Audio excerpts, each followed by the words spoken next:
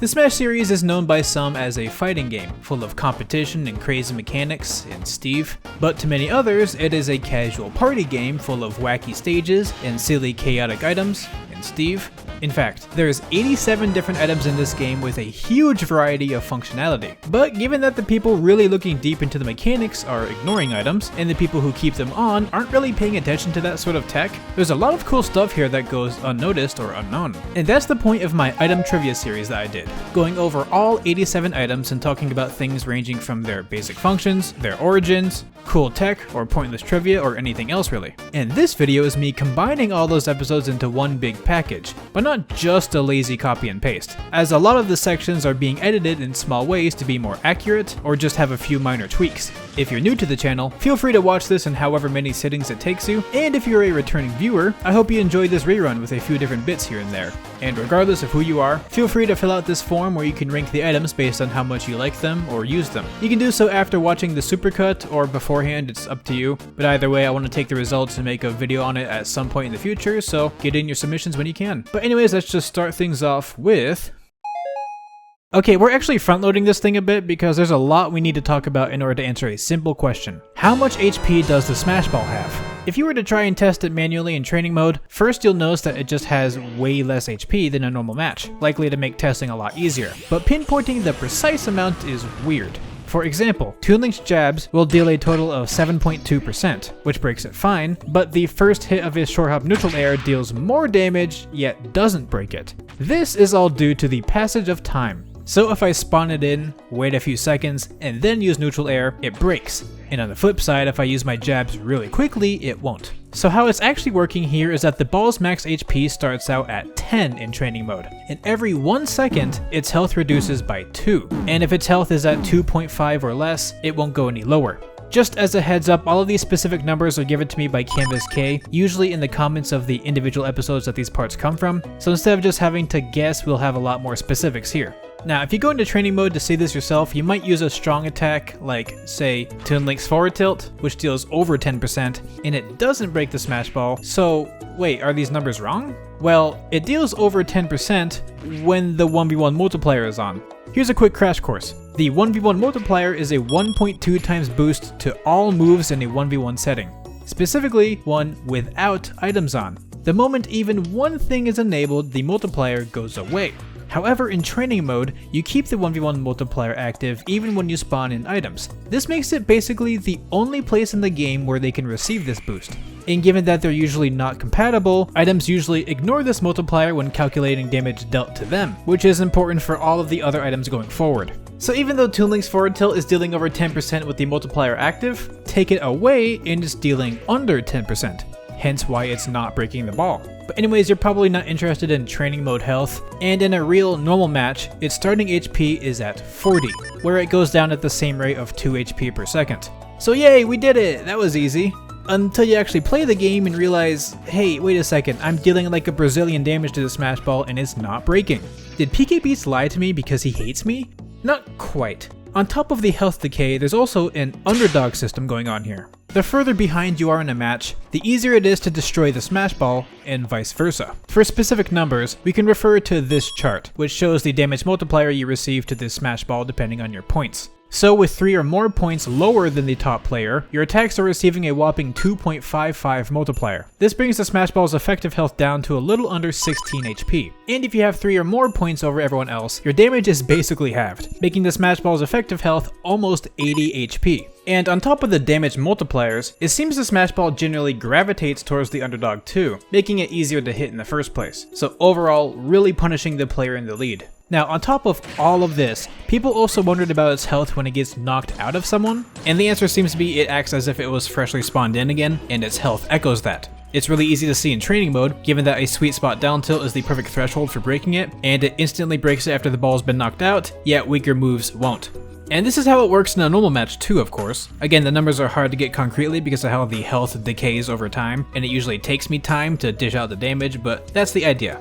Funny enough though, whenever I had gotten a Smash Ball in its soccer ball form, whenever it got knocked out, it had way more health than it normally would in training mode. Like 4 times as much. This wasn't how it worked in a real match. Its health was perfectly fine over there, so my guess is that, for whatever reason, they neglected to lower the max HP of the gravity ball after being knocked out of someone in training mode, resulting in this discrepancy. It's really bizarre. It showcases just how convoluted the topic of the Smash Ball's HP really is. And speaking of the soccer ball form, the Smash Ball has a 20% chance to spawn in this mode, where it's affected by gravity and will roll around. Though in training mode, it swaps between its floating and gravity versions every other time you spawn it in. So with all of that information out of the way, let's finally move on. When you pick up an assist trophy, you're forced into this specific animation where you lift it up and spawn in whatever's inside.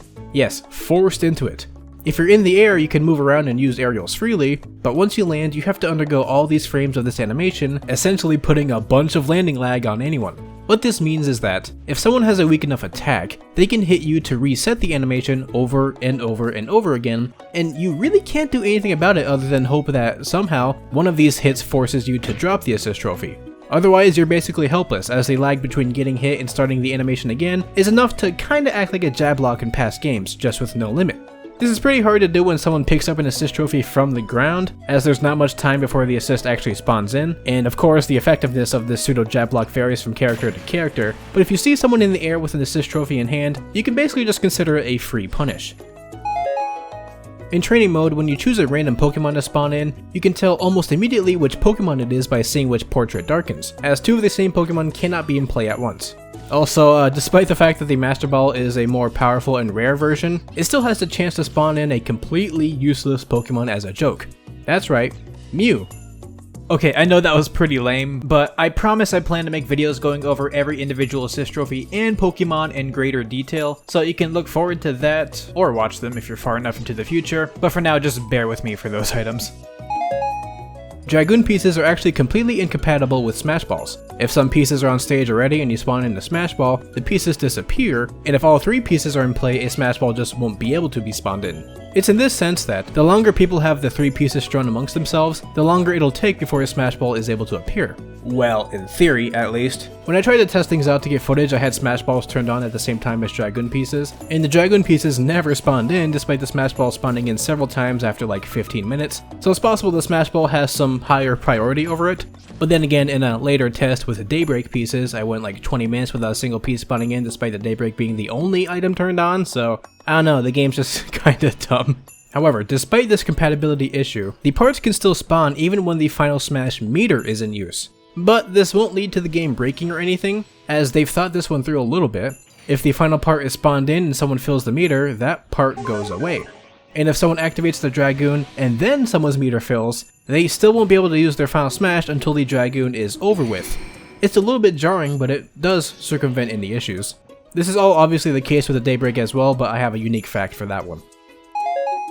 When characters that usually hold weapons use the Daybreak, you'll notice that those weapons disappear when they're holding the gun. Something that usually doesn't happen when they hold a heavy object like a crate or whatever else. Though Marth has a neat detail in that he actually sheathes his sword for the animation, instead of it just disappearing, which is pretty cool. Though for most characters the weapon just goes away. The funniest effect is from King Dedede, as seeing him without his big ol' hammer is really cursed and kind of embarrassing for him. Plus, for their get-up attacks, the trail of their weapon will still play out, but the weapon will not be there. You might think that Robin also falls into this role, with their Levin sword being gone, but it's actually not gone. It'll still appear in other animations, like hit stun or when you shoot the gun, so it's just being hidden within the Daybreak when you're just holding it, I guess. There are three types of crate visuals available in the game, those being standard, presence, and futuristic. These affect the crates, rolling crates, and barrels. The futuristic kind are used in 13 stages, the presence in 27, and the standard kind are used in a whopping 74, and actually technically more than that. It's very lopsided, and if you look at the full list of stages for each type, you could probably argue that the present or futuristic variant could be used in place of a normal one for some, but that's just how it is. Additionally, any Omega and Battlefield variants will also just default to the normal crate, regardless of which stage it's on. And the crates that spawn on custom stages are also just normal. It's especially compelling here given that the background is from Find Me, which normally uses the present style, but because it's a custom stage, it's just normal. Rolling crates are incredibly versatile for getting dumb nonsense to happen given how you can put essentially anything on them. Now normally if you try to throw an item onto it, like a Pokeball, it'll just knock the crate away, which is sad and pointless, but by standing on top of it and just throwing it down, whatever you spawn will land on top instead. This doesn't work for everything, but it does for a lot. And obviously not just assist, but other items, like the chaotic bumper and rolling crate combo, or the portable pitfall, or whatever else you might think. And this is all on top of the basic mobility that you can gain from them, which is just amazing. Like, do not sleep on these things, they are powerful. To a lot of people, the concept of the party ball may seem pretty uniquely Smash Bros, or maybe just video gamey in general, but it's actually based on a real thing called a kusudama, which is what its name is in Japanese. The general term means a lot, but nowadays more often refers to a waritama, which is the type to split in half and rain down things like confetti and streamers and all that fun stuff. They're usually used as a form of celebration, and I guess a decent equivalent for folks in my audience would be like a combination of a piñata and a party popper, not to be confused with a party pooper. As an item itself, there's not really much to say about it other than that it has a unique high chance to either spit out only food items or only Bob-ombs. Not much of a fun celebration there. Anyone with a keen eye may notice that the destruction animation for the barrel feels a little off. The reason would be, if we pause and look carefully, the smash symbol here is really big, despite the fact that the symbol on the barrel is really small. This is because the barrel is borrowing its destruction animation from the crate, where that symbol size fits, but doesn't work quite well with the barrel. We've gone over this on the channel before, and my video talking about it is actually cited on the wiki, just with a little typo in the title. Also, not a barrel specific thing, but I guess I can just mention it here, but when Donkey Kong is carrying a heavy item, he actually gains some super armor, much like his cargo throw, which I thought was a really cool touch. The capsule is another item that feels pretty specific to Smash, or rather just generic enough to not be notable, but there's two potential sources for its design and function. The first idea is that it comes from gashapon, or gachapon, the capsule toys from vending machines that are the basis for the term gacha. So yes, with their inclusion in Smash, that means the game has elements of gacha in it, and thus gambling, and thus is a perfectly good reason why I'm currently $56,000 in debt. Now, the idea still checks out. However, I got multiple comments bringing up a more likely and more interesting idea of where the item's inspiration came from. Dragon Ball. The Capsule Corp capsules have a little button on the top that looks really similar to the capsules here. And while the shape of them are shorter and wider in Smash Ultimate, in the past they were a lot longer and skinnier, which makes them look even more directly similar. I think it's fair to say there's at least some inspiration here, which is a really fun and interesting way to pay homage to Dragon Ball. I still do think there are elements of Gachapon in this, at least in its newer, shorter design, especially with the way it splits in half when you open it, but having the item be at least a dual reference is a really funny idea. Also, I don't have much to say about the item itself, so I'll just mention that the specific form of gacha you're doing with this item also includes a 12.5% chance for it to just explode, like a lot of other container items do. So yeah, have fun gambling, I guess. While on the surface the grass is lumped together with other containers, there's a handful of very unique things about it. Some obvious ones are that if you pull out a piece of equipment or an effect, it'll automatically be equipped to you, and any food items you pull out will be automatically eaten. But a more niche one is that there are certain items that simply cannot spawn from this. Some good examples are the Freezie and the Pitfall. Here in this match, the only items turned on are those two and the containers, and while all the others are having no trouble spitting them out, the grass always leaves us empty-handed. I'm not entirely sure what it is about them that would cause this exception. Perhaps the Freezie would be because of something with its natural movement, and maybe the Pitfall is just a cheeky reference to Animal Crossing, in that it creates a buried spot rather than a plant, like the opposite, you know? But the grass is a reference to Super Mario 2, not Animal Crossing's weeds, so I don't know, I'll let you decide. The Blast Box has a very simple but very useful property in that any attack that deals fire type damage will instantly set it off, no matter the power.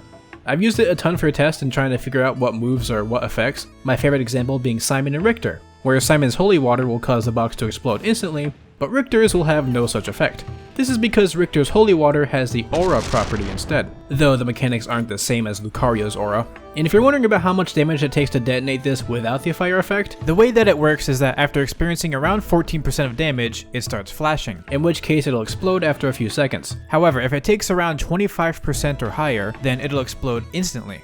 But if I deal around, say, 22%, then it'll start flashing, but have much less time until the explosion than when I dealt 14%. So it all kinda stacks up. While the bomber is walking around, if it gets close to a ledge, it has a chance to fall off of it, exploding when it hits the ground. The key note there being when it hits the ground. I was wondering how exactly this mechanic worked, and in testing discovered that the bomber is actually able to go through portals and is affected by wind, So I just kinda created this little testing chamber for them. And sure enough, if a bomber falls off the ledge into a portal, it can keep falling forever. Its explosion is triggered by hitting the ground, so by doing this we can create an army of eternally falling bombs. This behavior is different from a bomber that just spawned into a portal, as in those cases they despawn after a while, but these guys never go anywhere. The max I was able to reach was 10 total bombers, as after that point they just stopped spawning entirely, which leaves only one thing to do.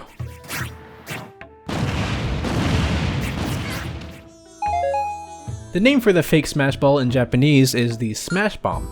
This is actually some pretty clever wordplay, given that the word for Smash Ball is written out like this. The two only differ by the ending kana. So the idea is that you have a misleading, similar looking word for the item that's meant to be misleading. Though the name Fake Smash Ball in English does still work perfectly fine, as it uses the same logic as the fake item box in Mario Kart, which is a very similar concept for the item and is likely where the inspiration came from. Also, it seems like the logic of how the fake Smash Ball's max HP works is the same as the regular Smash Ball, decaying over time and all of that. And just as a quick bonus tip, you can tell the difference between the normal and the fake Smash Ball when it's in the soccer ball-like state by the pitch of its sound when it lands.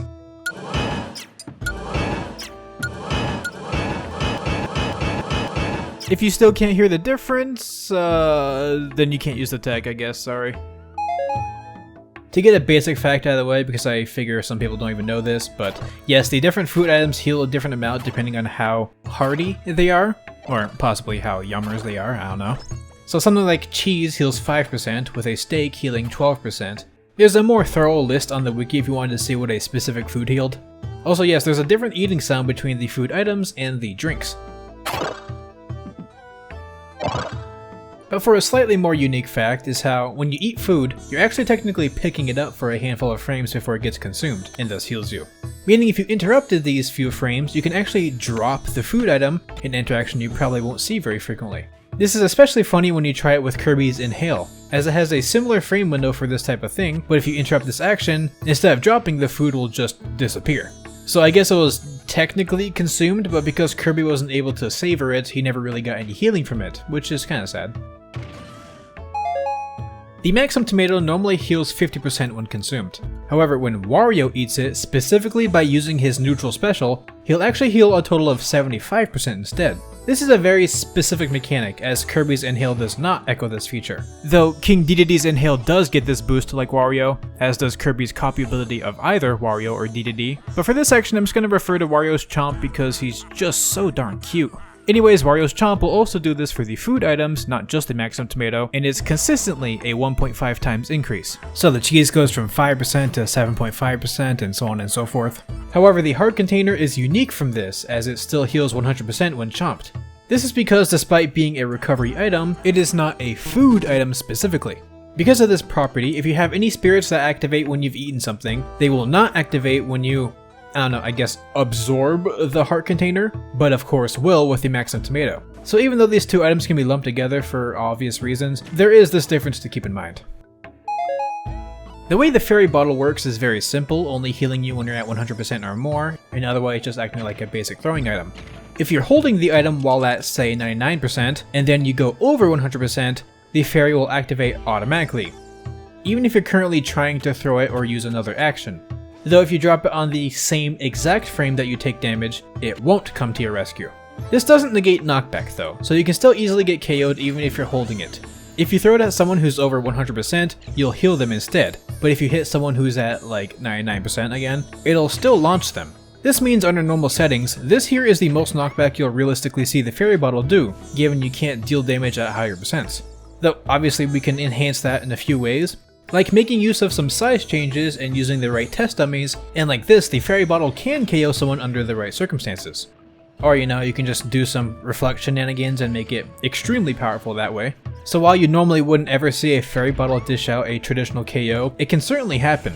And it's still just way more likely than getting a KO with the special attack Piranha Plant has when you footstool it while it's crouched. Especially given that you can just air dodge the attack after the footstool, rendering it somehow incredibly niche and also useless. Yeah, how many people didn't know that that was a thing? Well, now you do. Wait, we're supposed to be talking about items here, The healing effect of this sprout will stack with others, meaning you can pile them on and start healing a bunch. The resulting spiral of visual effects is a little bit nauseating, but you really can't beat these numbers. That's like 300% healed in just a few seconds. However, what if you hated getting healed? I understand the feeling, and luckily all you have to do is shield it. It doesn't completely negate it, but any heal effect you receive while shielding will actually be halved, bringing it from 1.6% per tick to 0.8%. I imagine this is to make it so you can't just safely camp and get heals passively. If you want the full benefits from them, you have to be out in the open in some way. This is actually how it works with the healing field as well. You can just kind of nerf its healing output by shielding, but uniquely with this, you can also spot dodge to avoid it outright. If you consider the healing to come in pulses, then you can avoid each pulse altogether.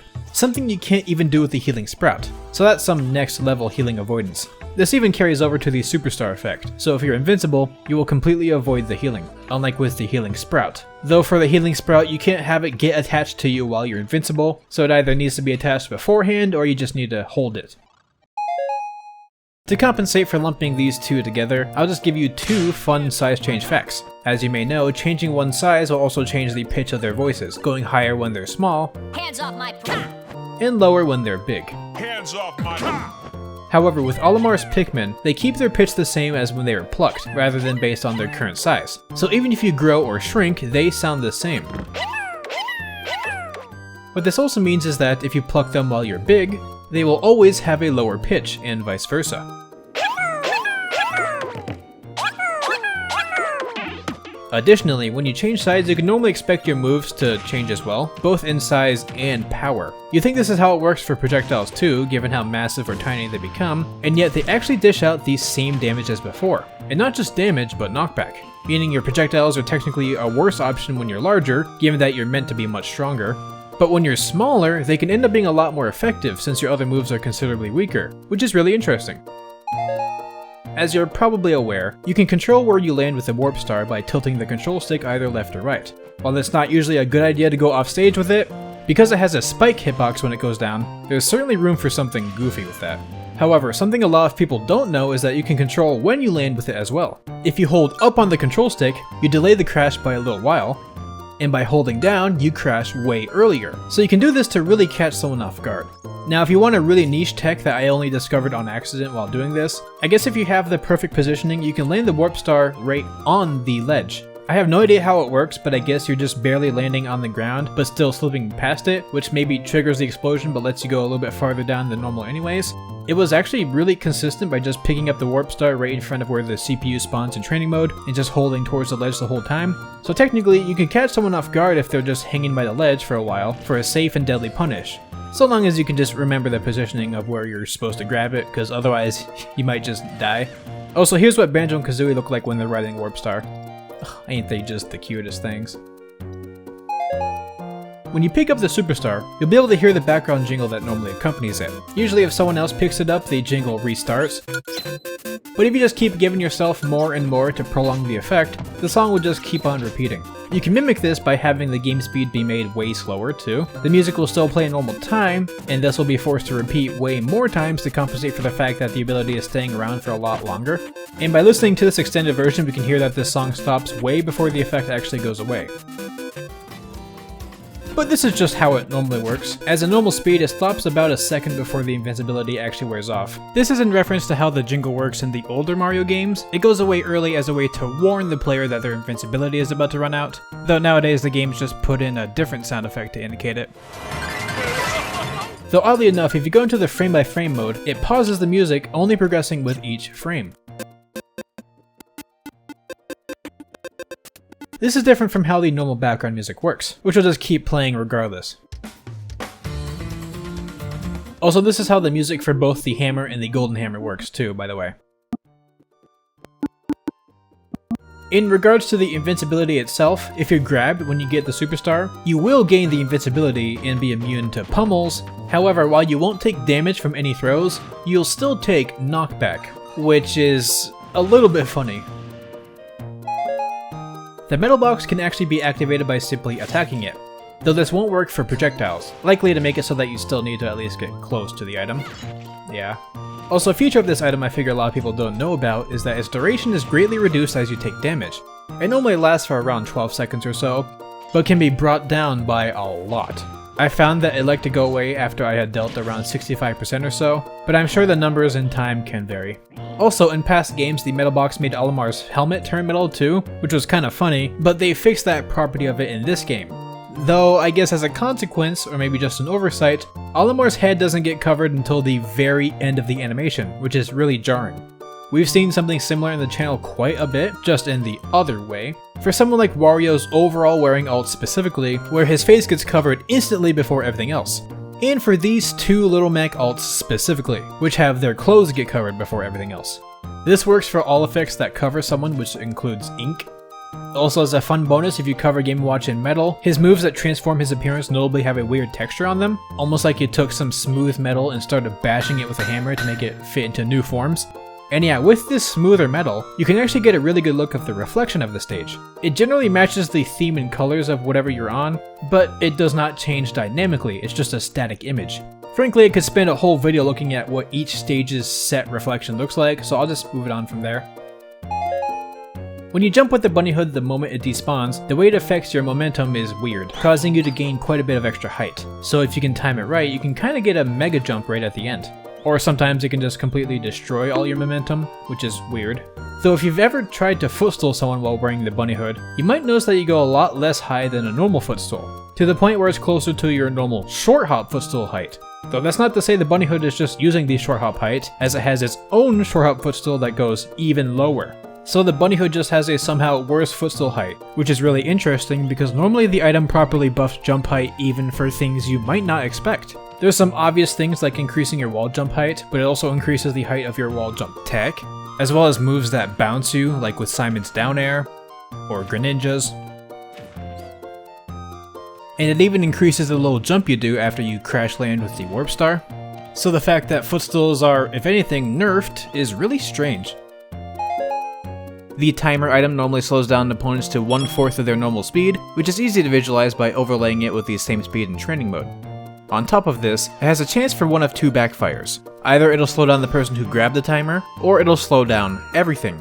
Now, in terms of odds, I'll be real and say that despite looking in a lot of places, I couldn't find concrete numbers anywhere, not even on Meshima's spreadsheet of the params for the game. So the best that I can do as someone who doesn't know how to look into game code and is rather just a guy, is grab a whole bunch of timers and see how many backfires I got. You know, the brute force kind of science, I like that. So I decided to grab the timer 1,000 times. And in doing that, I got a total of 71 backfires, which is around 7% of the time. The self slowdown was 29 of them, so 2.9%, and the everything slowdown was 42, being 4.2%. And that's so cool, but I'm editing PK beats here, and I'm just gonna say that I kept the section the same because I think it's fun to see raw numbers like this, but ever since I made that original video, Canvas K did get me the concrete odds for the backfires, and overall there's an 8.33% chance for some kind of backfire to happen, with the self slowdown being 3.33% and the all slowdown being 5%. Obviously my own numbers were off, but not by very much. So it's cool to see that this manual testing really can be effective. You'll see this same setup happen again for the lightning item, so, I'll start that off by going, oh, I don't know, and then I'll just pop back in for that too. Now, regarding the mechanics, the way the timer interacts with projectiles is fairly interesting in that, while your startup and end lag are slowed down, the projectile itself will move at its normal speed. This is not the case for things that are considered projectiles but you ride, so no cheesing the slowdown here, though the moment you stop riding them, they become fast again, which is a little bit funny. And even projectiles that you control are at their normal speed, which can be a decent alternative, but not all. A huge example of something weird is with Nestor Lucas's neutral specials. For some reason, when you're slowed down, the duration of PK Freeze or PK Flash is extended by a ludicrous margin. Even if I let go of the B button instantly after using it, they don't go off until they're already essentially fully charged, which makes them really hard to control. But if I do just keep holding it, they keep going on. It's easiest to visualize on a huge map. Going from the top of Palutena's temple, the projectile is able to go all the way down to the bottom when slowed down like this. Though its damage doesn't keep scaling on and on, it stays as usual max number. The only other character I could think of with a weird projectile is Robin's Thoron. On a normal stage, the most you'll see is an increase of like 3% or so, but it's more obvious again on bigger stages. Thoron's limit usually goes to around here, but when it's slowed down, it goes all the way across the entire screen. And yeah, Crom is not exactly having a good time here. So when Robin's slowed down, the Thoron just stays out for longer, which lets its hitbox keep piling up. There's a bit of a bell curve to the damage output where if you're too far away it doesn't deal as much damage, but if you're right in the center it is crazy strong. So it might be possible to come up in other stages that aren't quite as massive, but probably not, honestly. Also, just a quick mention of the backfire that slows down everything. When I say that word, I do mean everything. This is very clearly different from just applying the slowdown effect to each character. It actually slows down the entire game. And a great way to prove that is by using projectiles. Now, even they are slowed down, with PK Freeze acting like it normally should, just, slower, which is a bit more intuitive. While the lightning bolt usually shrinks opponents, the same size as a poison mushroom, half the normal size, it has a chance for one of two backfires, much like the timer. Either it'll shrink the one who picked it up instead, or it'll supersize the opponents. Also much like the timer, the exact rates at which these backfires happen are just not written down anywhere. So I did a similar test, though this time I ended up going through 1,500 lightning bolts instead of just 1,000. I'll talk about why in a bit.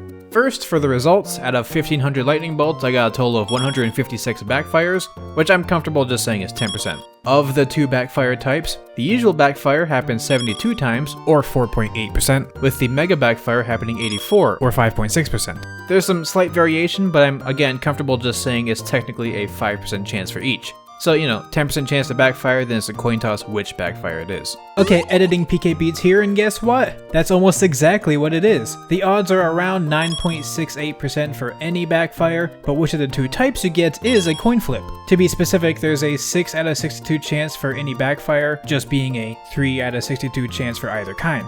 Feels good to get things that close. I bet you're feeling real enlightened as you sit there eating your dinner.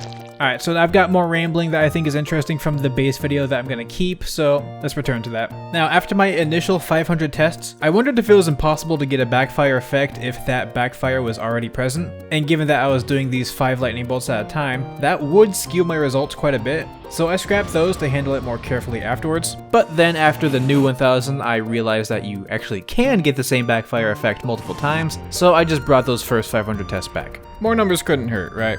Speaking of numbers hurting, something Meshima's Parama spreadsheet goes over is the amount their size changes. The lightning backfire grows you by a factor of 2.4 times, while the super mushroom is only 1.7 times. A pretty obvious difference. But what's really funny is that, for some reason, this growth factor is even higher when you're in Giant Special Smash, increasing your size by 3 times now, which is just a little bit big. So I guess they intentionally wanted this specific interaction to be totally ridiculous. Though the normal shrinkage rate while in Tiny Special Smash stays the same as usual, at half your size. It's still really tiny though. The bullet bill is the item that lets you turn into the projectile. But just like any other projectile, that also means that you can be reflected. And for some reason, by being reflected, you get a massive amount of percent dealt to yourself. No knockback or anything at least, but maybe don't use this item directly into the hero that currently has bounce active. Though for an extra safe and more effective way to use the bullet bill, I recommend the kamikaze tech. Whenever you hit a surface with the item, you explode, dealing lots of extra damage. So all you really need to do is just aim it at the ground. If you're positioned right, you'll get both the shooting hit and the explosion hit. The projectile hit ignores shield, which makes this especially effective, but even if you only land the explosion, that does massive shield damage, and guess what? You can act out of the bullet bill basically immediately, allowing for insane pressure. And also remember that you can Z-drop even the bullet bill. So if you ever wanted to get fancy, you can use that tech to combo aerials into the item or any other crazy stuff you can imagine. Even if a lot of people don't play with items, there's a lot of room for spicy sauce with them, which I hope I've given you a small idea of at least. The beam sword is a totally subtle reference to similar glowing sci-fi weaponry, and that's frankly the only real thing of note about it in this game. Its description says the blade gets longer the stronger the attack is, but this isn't a correlation to actual power, it's just saying that tilts and smash attacks have a larger blade size than normal swings.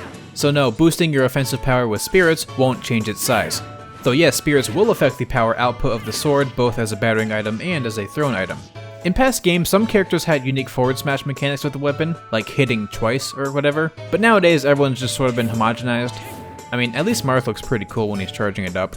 To compensate for the lack of substance, I use this as an opportunity to talk about general item stuff, like how Mewtwo holds the item telekinetically, which looks really sick. There's actually even a hidden feature with this down taunt too, where whatever item it's holding gets orbited around. Outside of just being a cool detail, if you're holding something that can explode automatically, you could technically use this taunt to hit someone farther behind you than would otherwise be possible from just a normal idle animation. I don't know why you'd want to do that, but you can. This isn't the last time an item is just kind of dull with not much to talk about, so you can expect more generic, all-encompassing item facts for those items too.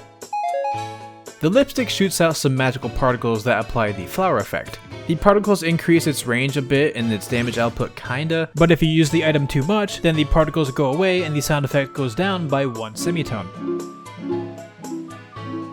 Though it'll still apply the flower effect when hitting someone, and frankly its range is still fine. Now, while the flower effect isn't unique to the lipstick, it's its main feature, so we'll still talk about it. For one, the flower's size will stack the more hits you pile on, with something around this size being the largest I could get. It's taller than Mario at this point, which is super obstructive. But it's not just funny looking, as the bigger the flower, the longer it sticks around for. If I don't make any inputs here, it stays around for over 48 seconds, dealing a buttload of passive damage during that time. Of course, the reason why I specified without moving is that the more your character moves around, or just mashes in general, the shorter the flower stays on their head. It can be drastically reduced by doing this. So be sure to keep up a good exercise routine if you ever get your brain taken over by a flower parasite. The Star Rod shoots out a projectile when you use a forward tilt or smash attack. Oddly enough, unlike other projectiles whose size changes alongside their user, the projectile from the Star Rod will keep its size the same. The item has a limit of 16 stars that can be shot, with any attack that does so, and after that point, stars will no longer spawn, but you can still use it as a basic battering item. Which is kind of funny, as if you use it up close, the projectile that shoots out collides with the opponent, but for some reason just doesn't deal damage, meaning a forward smash with or without the projectile is essentially the same. You need to be farther away and spaced really well if you want to hit the battering part and the projectile at the same time.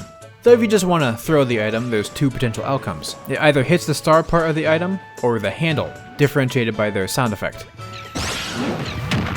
The damage output and knockback are mostly similar, but the star hit is overall stronger, and it launches the opponent at a really nasty semi-spike angle, which can be actually really useful for edge guarding.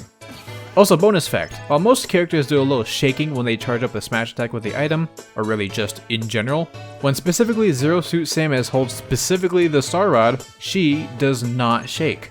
It's one of those ultra niche bits of trivia that's just really funny to me. The Ore Club is a really powerful battering item that shoots out a projectile when you specifically use your forward smash, getting stronger and bigger the longer you charge. A pretty insane property of the item is that, for these forward smashes, you're given some really powerful super armor during it. You need to charge it just a little bit for the armor to come in, as doing just a forward smash alone doesn't give it to you for some reason. But what's crazy about this super armor is how long it lasts. It basically lasts until your next actionable frame, meaning you can shield after tanking hits from a multi-jab during the armor. It's super busted. What's also busted is how the item handles being dropped. On a normal surface, you can see it topple around before inevitably going upright. However, if you drop it on sloped surfaces, there's a chance it'll land upside down. Given how strongly the item looks like it's trying to not do this usually, I have to imagine this is a bug of some sort, but just a really, really funny one. Though it's not actually exclusive to the Ore Club. It seems to be able to happen for a lot of battering items, perhaps just items in general. It's pretty finicky, so I wasn't able to get it to happen for everything I tested, but it might just be super precise for some other items and I just didn't get it. Though for some like the lipstick, it lands upside down basically every time, which is especially goofy. This is one of those really simple fun ones that I think basically anyone can do. The hammer is a deadly weapon that can deal some pretty massive damage and knockback, but at a few expenses. For one, there's a chance for the hammer's head to fall off, rendering you useless. The wiki says it's a 1 out of 8 chance, at least for melee, but it felt considerably less common than that in my actual tests. But okay, I'll be real, I'm kinda sick of using items 1,000 times just to get my own data, so I'm just gonna go off of vibes and say 3.8932% chance. Nice.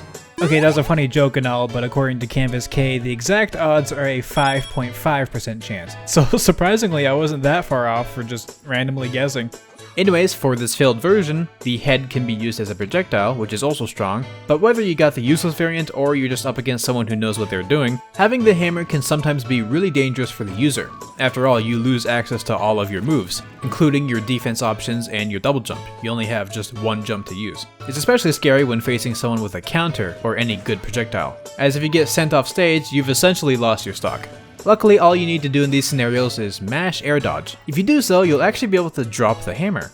Normally you can't drop it without putting in your 2 weeks first, but if you take enough knockback from an attack, it opens up a window that lets you get rid of it, which can really save your life. As they say, sometimes the greatest option is to just let go.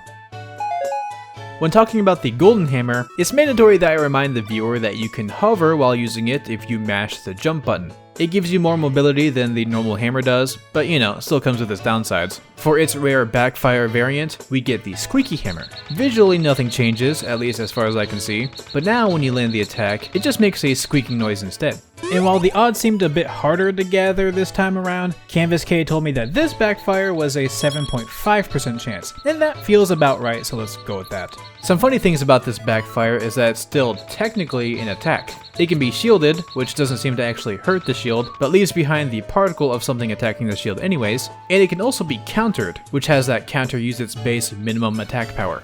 And regarding its song, while it normally lasts around 8 seconds or so, just like the Superstar, we can make it repeat for way longer by just changing the in-game speed, where it's now forced to stick around to match the item's extended stay time. Unlike the Superstar though, this song doesn't just repeat a lot, but rather goes through the whole piece, and even then it never reaches the end of the song, even after playing for over 30 seconds. We can't use the timer slowdown to extend the item's duration, and picking up another Golden Hammer just resets the song rather than prolonging it. And no, again, the frame by frame mode doesn't work as the song only progresses with the item itself. For your information, this doesn't necessarily mean the song is considered a sound effect, as you can only hear it when the in-game music is on. Before I move on, I wanted to talk about the hammer animations, which covers both hammer types, so I guess I'll just do... Some standout animations are King Dedede's dual hammer onslaught. It would have been really funny if they made this stronger somehow or have like extra hitboxes, but I don't know, the aura is enough of a buff anyways. Then there's Wario's janky sideways swing, which looks really strange when you try to turn around with it as well, but I think this quirk matches the vibe of Wario pretty well.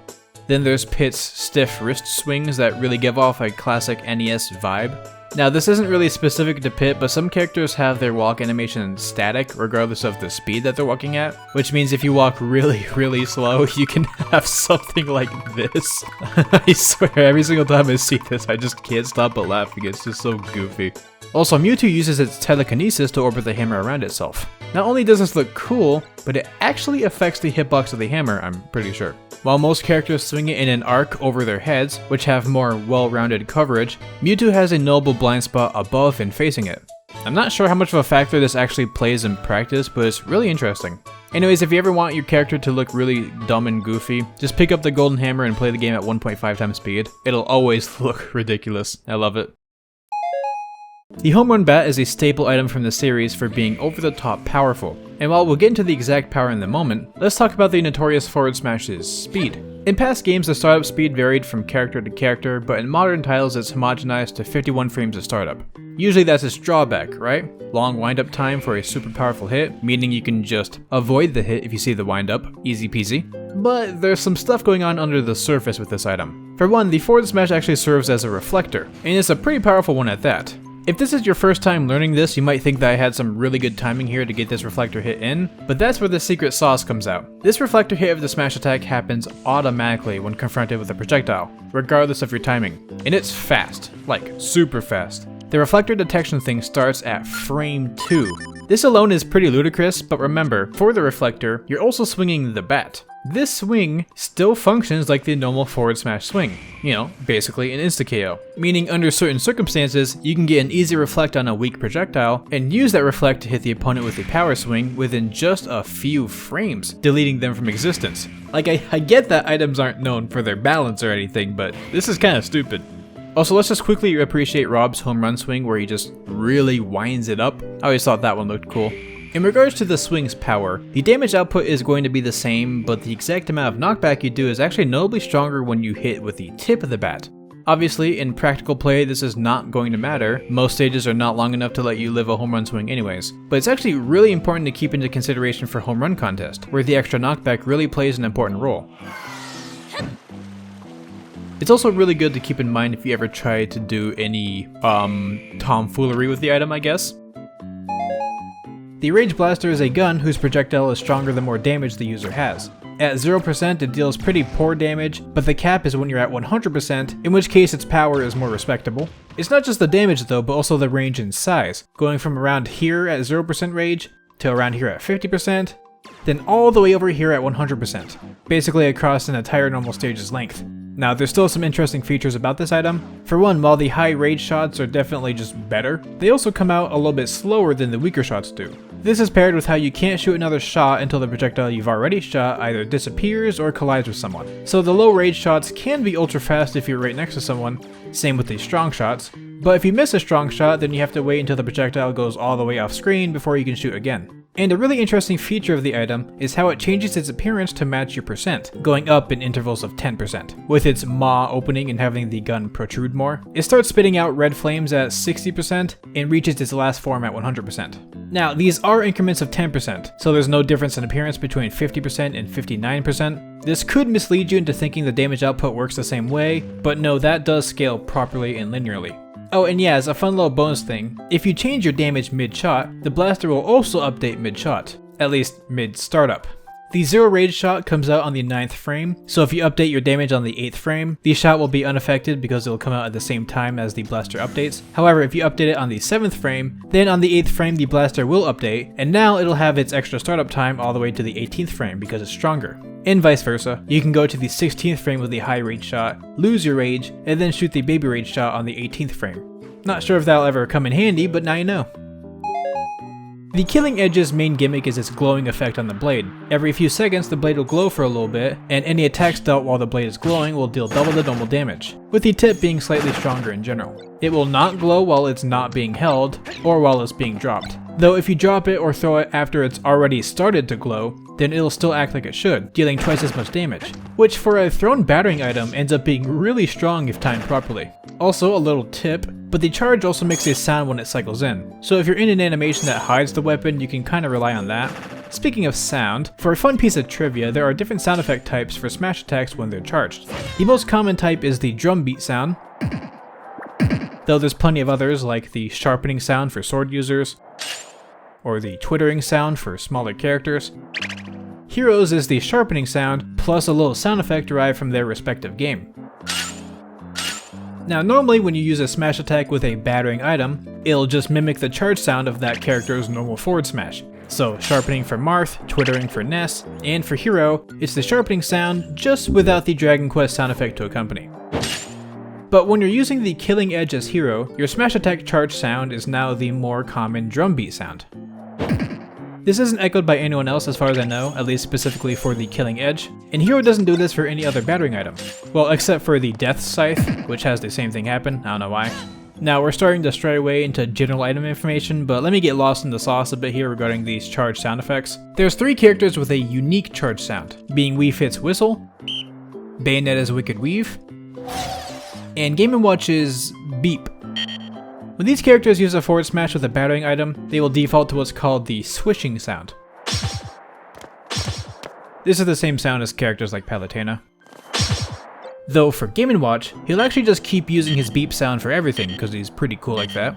Oh, and Mega Man's forward smash sound is also unique, but the rest of his smash attacks just use the drum beat sound, so there's less of a change. Now you might be wondering where I'm getting these names from, and I'll be real, I'm just getting it from the wiki.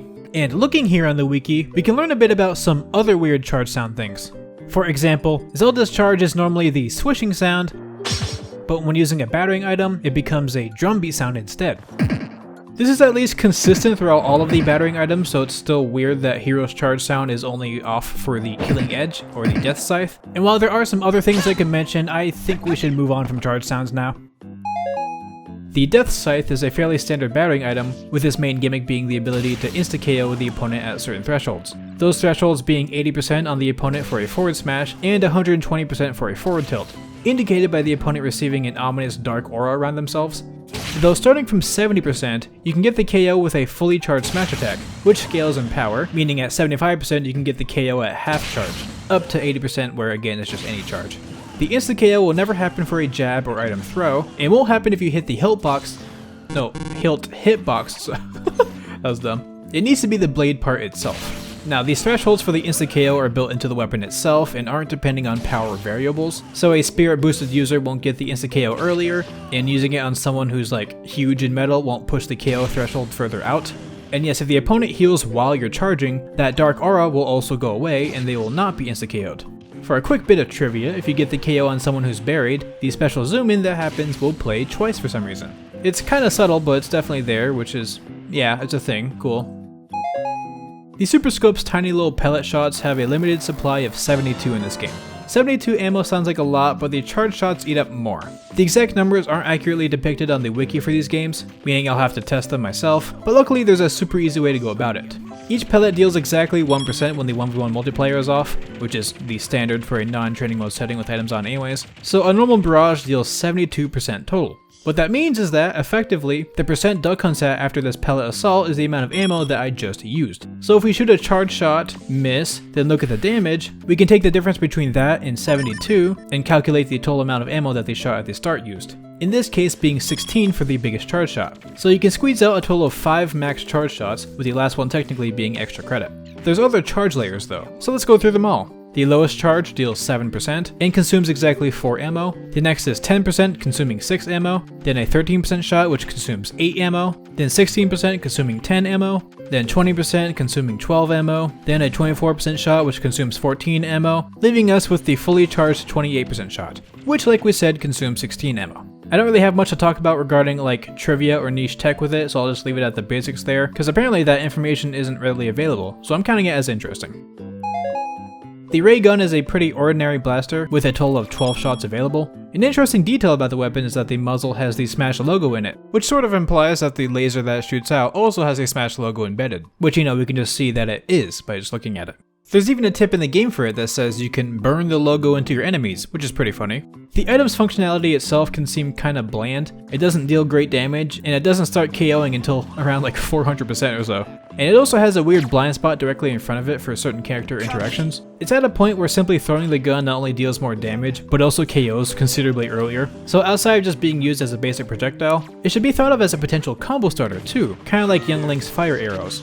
At lower percents, the hit stun it causes is really low and is not great for leading into anything else other than like maybe just itself. But at higher percents, if you're fast enough, a shot from the ray gun can actually lead into a really good aerial or smash attack. Like I'm holding air dodge here and this is the earliest frame I could dodge. So at around 100% or so, there's actually some real leeway to go from a shot to a finisher. And while its main drawback is that you can't necessarily use horizontal or neutral attacks while holding it since you'll just shoot the laser, remember that you can Z-drop the item and catch it with an aerial to open up some more potential combo routes. Also, weird bonus note, but I found out that when I jump while shooting, the jump animation is different from normal. And for whatever reason, if I tried to input a rising up air after landing from shooting it, there is a chance for Fox to just use a neutral air instead, which shouldn't be possible normally. So I guess there's some potential tech to make use of that aerial while holding the weapon. The gun is still heavily overshadowed by a lot of other items, but that doesn't mean there's nothing to do with it. The main draw of the Fire Flower is its barrage of flames, which lasts for around 7 seconds or so. While this doesn't seem very powerful at first, it can be incredibly difficult to get out of the attack once you're caught at lower percents, letting you get dragged across the stage and eat a lot of damage for free. Which is frankly its biggest purpose, as if you're at higher percents and get close to the ledge, it can be a lot easier to escape. Still decent damage, but in those cases it might be better to just try and cancel the attack into a throw with the flower. The window for having it be a true combo is kinda weird, but it can technically work out. But I'm definitely stretching to get anything too saucy out of this. Its flames can only barely KO by the ledge at 999%, and dropping the flower to get a weak hit will just never KO really. Though the stronger throw will start KOing around 800%. Speaking of dropping it, the item has unique gravity, where it'll just gradually float down when dropped. And when thrown horizontally, it'll have a really long arc. When starting from the top left corner of training mode, it goes super far, but eventually it loses all of its horizontal momentum and just floats right down. Now normally a smash throw is the stronger variant of a throw that has the item get sent farther and faster, but when you throw the flower downwards, it'll actually go at the same speed and deal the same damage either way. This whole floatiness thing is probably the item's most unique factor, but otherwise there's not that much to say, honestly. The drill's most obvious use is shooting out, get this, the drill, which can carry opponents to the side blast zone. It's easier to fall out of at lower percents, and especially at higher percents, but in that middle range it can be deceptively effective. If you're feeling extra motivated to try hard in an item's environment, you can SDI out of the attack pretty effectively at these ranges too, but for certain matchups you might not even need to, as floatier or smaller characters can just still get out of it pretty consistently with basic DI. so at least there's other uses for the item. My favorite is using it in a way similar to King Dedede's Gordo Trap. If you shoot the drill into any surface, it'll stick to it, staying active before eventually exploding. So if you do that to the ledge, anyone who tries to recover will get hit by it, which can actually be insanely effective. And my other favorite use is with the handle. See, when you shoot the drill, you still keep the handle, which is insanely strong, or rather, it's the same strength as simply throwing the whole drill item, which again is still insanely strong, but because the handle itself is also that strong, that lets you use that power while also using the drill projectile. So what if something is currently caught in the blender?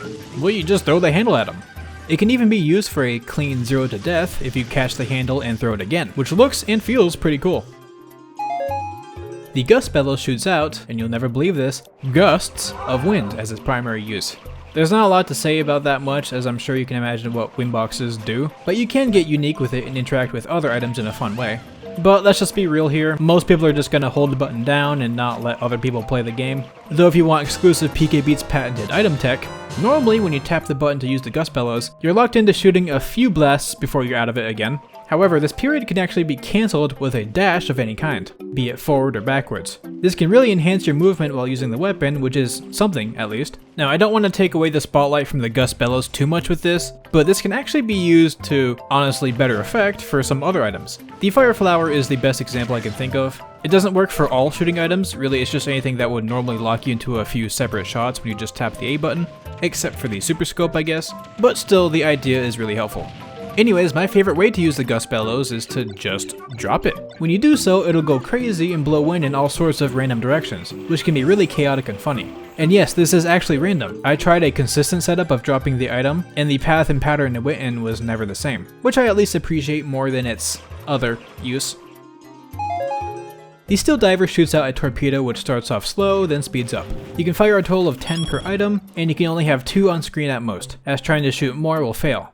Though this is per item, not just in general, so like multiple people can shoot at the same time and have more than 2 on the screen at once. But anyways, what this means is that if the torpedo disappears by hitting the opponent, it's actually much more effective at being spammed. It's in this sense that it's honestly better off as an in-your-face sort of weapon rather than anything long distance. A really interesting note about the projectile is that, well, for one, it can be absorbed, which is neat, but what's really neat is that it does not get stronger when reflected. I'm assuming that this implies that the torpedo projectile is unrelated to the explosion that it causes, so I guess any buffs to it are rendered null. That's about it for the Steel Diver, honestly. So let's just take a second to talk about Olimar's Pikmin. Did you know that they can actually grab items and bring them back to you?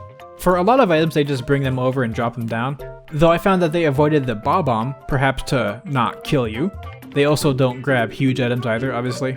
But funny enough, for certain items, or maybe if you just don't stand still, the Pikmin will keep holding them. Not only is it really strong to essentially have items on deck at any time, but it's also kinda janky. With 3 Org Clubs, the Pikmin are constantly pushing Olimar as they try to get back to him, and you're just sorta being moved around. So that's kinda silly. Also, I got this question a lot in the original video, but no, using the yellow Pikmin does not make it immune to the Bob-omb or anything. I'm not really a fan of the Pikmin series, so I can only assume through context clues that the yellow Pikmin normally deal with explosions or whatever, but in Smash, explosions are coded as fire attacks, so the yellow Pikmin doesn't have any sauce to deal with it.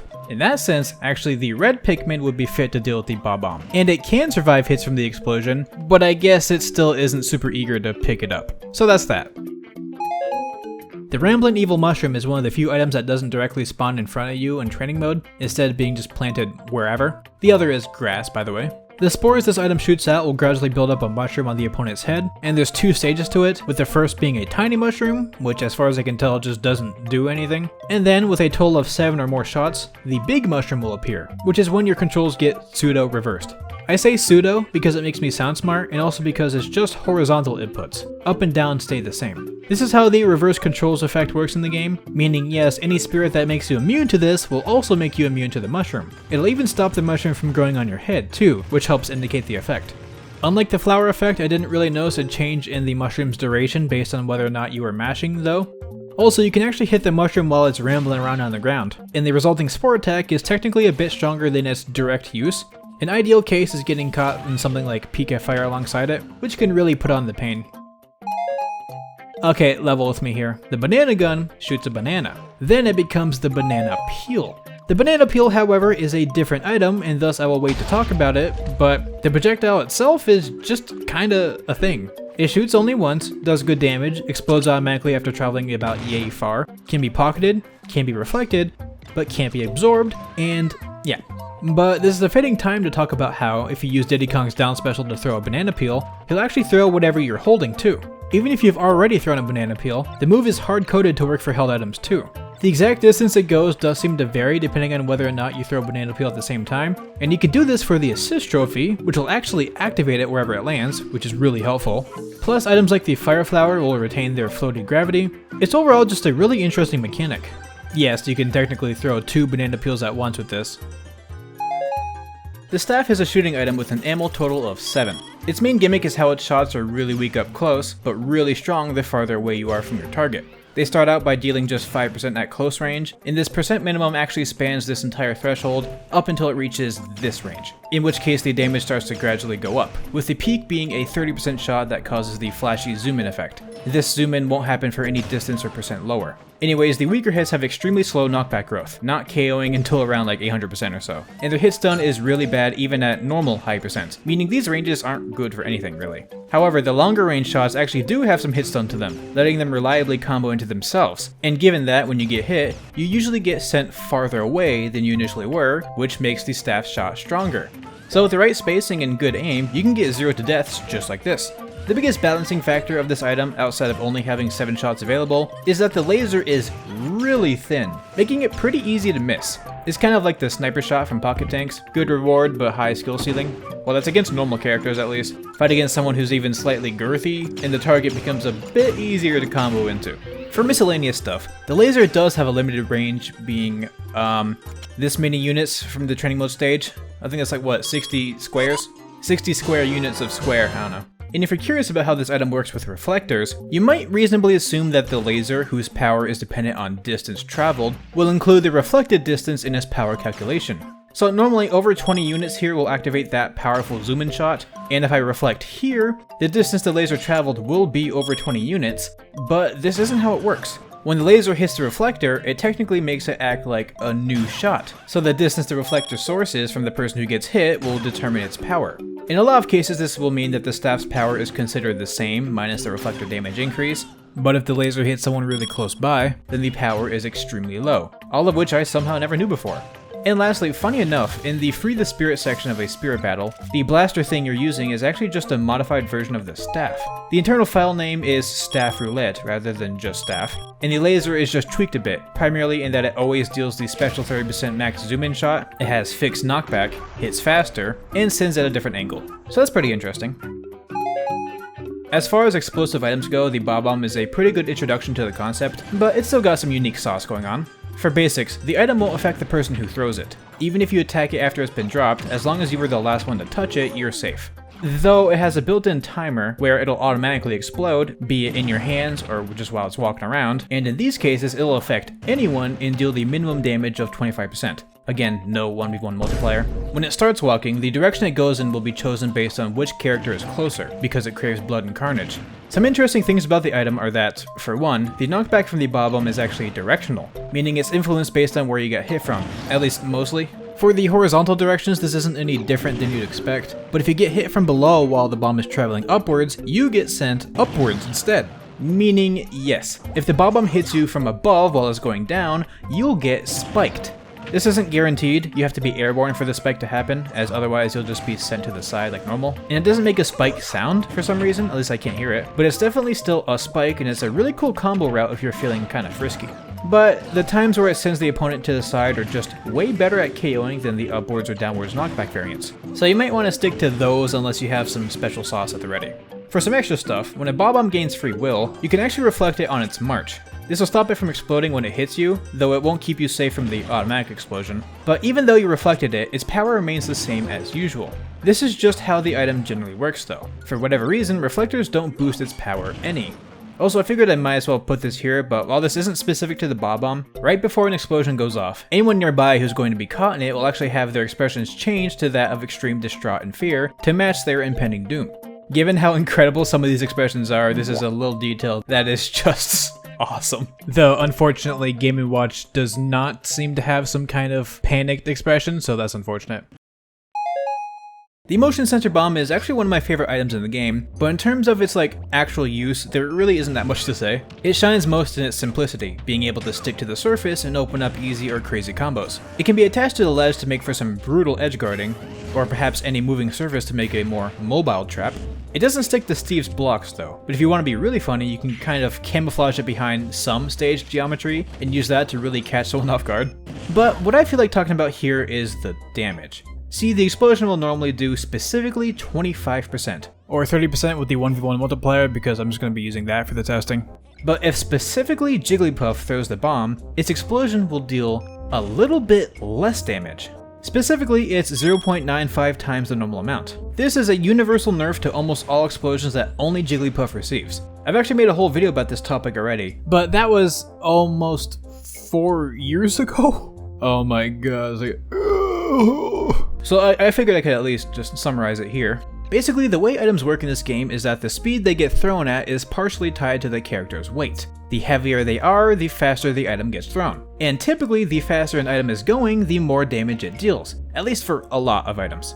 Therefore, heavier characters usually deal more damage when throwing their item. Jigglypuff, however, has a universal debuff to thrown items. This is on top of the fact that they're the second lightest character in the game. The two factors adding up explains why the damage output is lower than even Pichu, who is even lighter.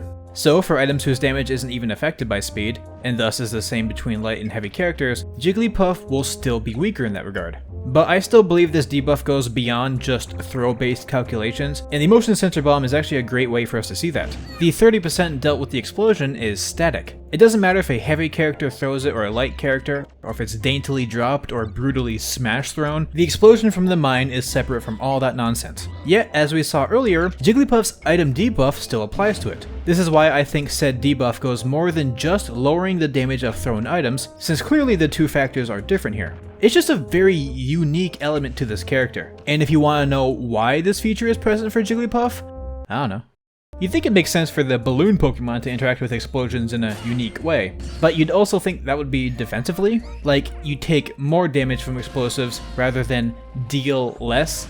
But I don't know, whatever the logic is, that's just how the game works, and I think it's all very fascinating and cool. The Gooey Bomb will stick to a character and deal the same amount in its explosion no matter where it was. Very quick note, for some reason all the things that I said about Jigglypuff do not apply to the Gooey Bomb. This damage is just always the same even for them, so I don't know. However though, even if the damage is the same, you'll notice that the knockback direction is different. If the bomb explodes on the right half of the character's model, they'll be sent to the left, and vice versa. And in some cases where it seems right down the middle, it'll actually vary depending on where in the idle animation it ends up exploding. Like it's down to that much detail. Now, given that the knockback is mostly vertical, the horizontal direction rarely matters that much, but it could in some scenarios, whatever you might like to envision or just see me use as an example. So it certainly is a factor worth knowing about. Though you're obviously better off just dodging the explosion, if you can get the timing down at least. Shielding doesn't work though, so it can be kinda risky, so even better than that is to just pass the Gooey Bomb onto someone else. This is another area where it's important to realize the differences in where the bomb is stuck to you. For example, if Mewtwo has it stuck to its face, then passing it onto someone else is really easy, you just have to run into them. But since this game doesn't let you easily run through other characters, if the bomb is placed on your back, it's actually a lot more awkward to pass it on to someone else. Like you gotta approach them facing away or something. It's the type of item that seems really simple at first, but if you try to take it to the extremes, it can make you become acutely aware of how these characters actually function in a 3D space, which I think is really neat. The Smart Bomb will create a multi-hit explosion that activates after thrown, either when it hits the ground, hits an opponent, gets attacked, or travels enough distance. New to this game now, the user will not be affected by the explosion, allowing for some pretty brutal follow-up. I did think it was funnier when everyone just got exploded, but this is cool too, I guess. As you may know, the item has a chance to backfire, or rather just be a dud. It'll still deal damage when thrown, but just cause no explosion, accompanied by this iconic sound. When you have a dud, it can explode automatically after a random amount of time has passed, specifically somewhere between 1.5 seconds and 10 seconds. And in this explosion, anyone will be affected by it, even you. Or you could just pick it up and throw it again, where it'll work as normal. Though I did find out that when you pick it up, it does actually have a chance to be a dud again, which is kind of unfortunate but really funny. If you're curious about the odds for the dud, I am too. And once again, I didn't see them recorded anywhere, so it was time for more manual testing. Again, like with all these tests, it does assume a lot about the item's functionality, but for this sake, we're just assuming that the odds are static and just going to use the training mode as a baseline. And after testing 200 smart bombs, the dud appeared 39 times. I am very happy rounding this up to a 20% chance for the dud bomb to occur, and according to Canvas K, it's actually a 15% chance to be a dud. That's just what smaller sample sizes will do to your numbers, I guess. Oh well, I was still pretty close.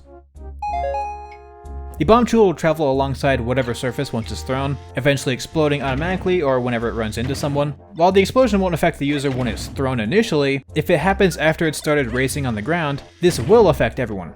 Starting in this game, when the Bombchu goes off screen, it'll actually turn around instead of just despawning, a trait it shares with the Hothead. If you were curious, even though the motion sensor bomb couldn't be placed on Steve's blocks, the Bombchu actually will change its path to go around them, which is kinda neat. My favorite way to use this item is to just place it on a platform or in some enclosed space and just have it run around in circles. But yeah, I don't have much to comment on, so you know how for Mario's up taunt he'll just usually give a thumbs up? Well, when he's holding out an item, he'll actually just awkwardly hold out his hand instead, with no thumb sticking out. And I honestly appreciate that attention to detail. Also, when you turn around while holding an item, you can notice a slight animation of the item sort of being passed into the other hand. In the frame by frame, it does appear a lot more sudden, but in real time, it's a bit more fluid. So if you keep turning around, it's like he's kinda dribbling it back and forth. Yeah, that's awesome. That rules. The X-Bomb is a potentially interesting item that is unfortunately violently susceptible to SDI. If anyone isn't aware, SDI, meaning Smash Directional Influence, is when you wiggle the control stick in a certain direction to influence your positioning during hit lag. I brought it up briefly for the drill section where it frankly requires quite a bit of wiggling to get out at certain thresholds, but I don't expect the average gamer to maximize their SDI reps when they're playing with items, right? And the thing is, you can still SDI with movements as lethargic as just this.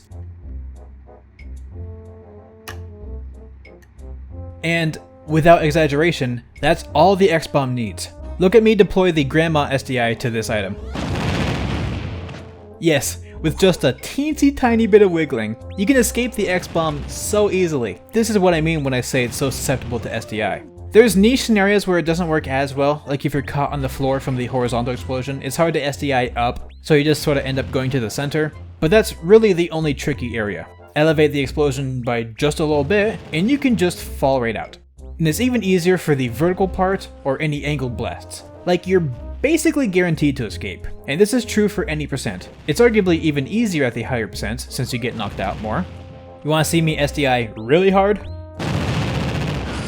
I'm basically swimming through the explosion. It's so ridiculous. And I'm not even a good SDI or masher or anything. It's really just that easy. There's technically other aspects of the item I could talk about, like how which type of throw you use could determine which positioning the bomb explodes in or anything, but given the nature of tips and tricks I've gone over before, I think just knowing that you can use even slow SDI to render the item basically entirely useless is unfortunate but really funny. This item is pronounced as the Hocotate Bomb, using the Japanese-based pronunciation, which we can hear echoed by Palutena like this. A vegetable native to Hocotate? The name coming from the address to the Nintendo of Japan headquarters, if you didn't know. Enough with the pointless fun facts. Anyways, it'll automatically launch after 3 seconds when it's thrown, or whenever it gets attacked. Interestingly though, the timing of when it finally descends is actually RNG. It doesn't vary that massively, but it can have a range of like half a second in either direction before it finally comes back down, making it really unpredictable. As you can imagine, this random timing made it really difficult to work with back when I did item combos. That was really fun. Anyways, the explosion is strong and cool, but the liftoff and descent are both more interesting. With the former, it'll juggle players upwards, which can be easy to escape with DI, but you can still use it for combos or follow-ups or anything else spicy. And with the descent, yeah, spikes are just awesome. Fun fact, if you roll to the ledge and buffer throwing the rocket downwards, it'll launch instantly, being pushed slightly off stage by your model. Meaning when it comes back down, it'll perfectly go alongside the stage's ledge. So anyone trying to recover or who's hanging off the ledge will just get spiked and die in real life, which is awesome. The Deku Nut is a type of explosive that causes a stun effect if you're caught in it. If left alone for a while, after 12 seconds the nut will start throbbing, and 3 seconds later, totaling to around 15, it'll explode automatically, affecting anyone. Interestingly, the duration of this stun is the same regardless of your percent, which is different from other similar things like the shield stun, which is a lot shorter the higher your percent is.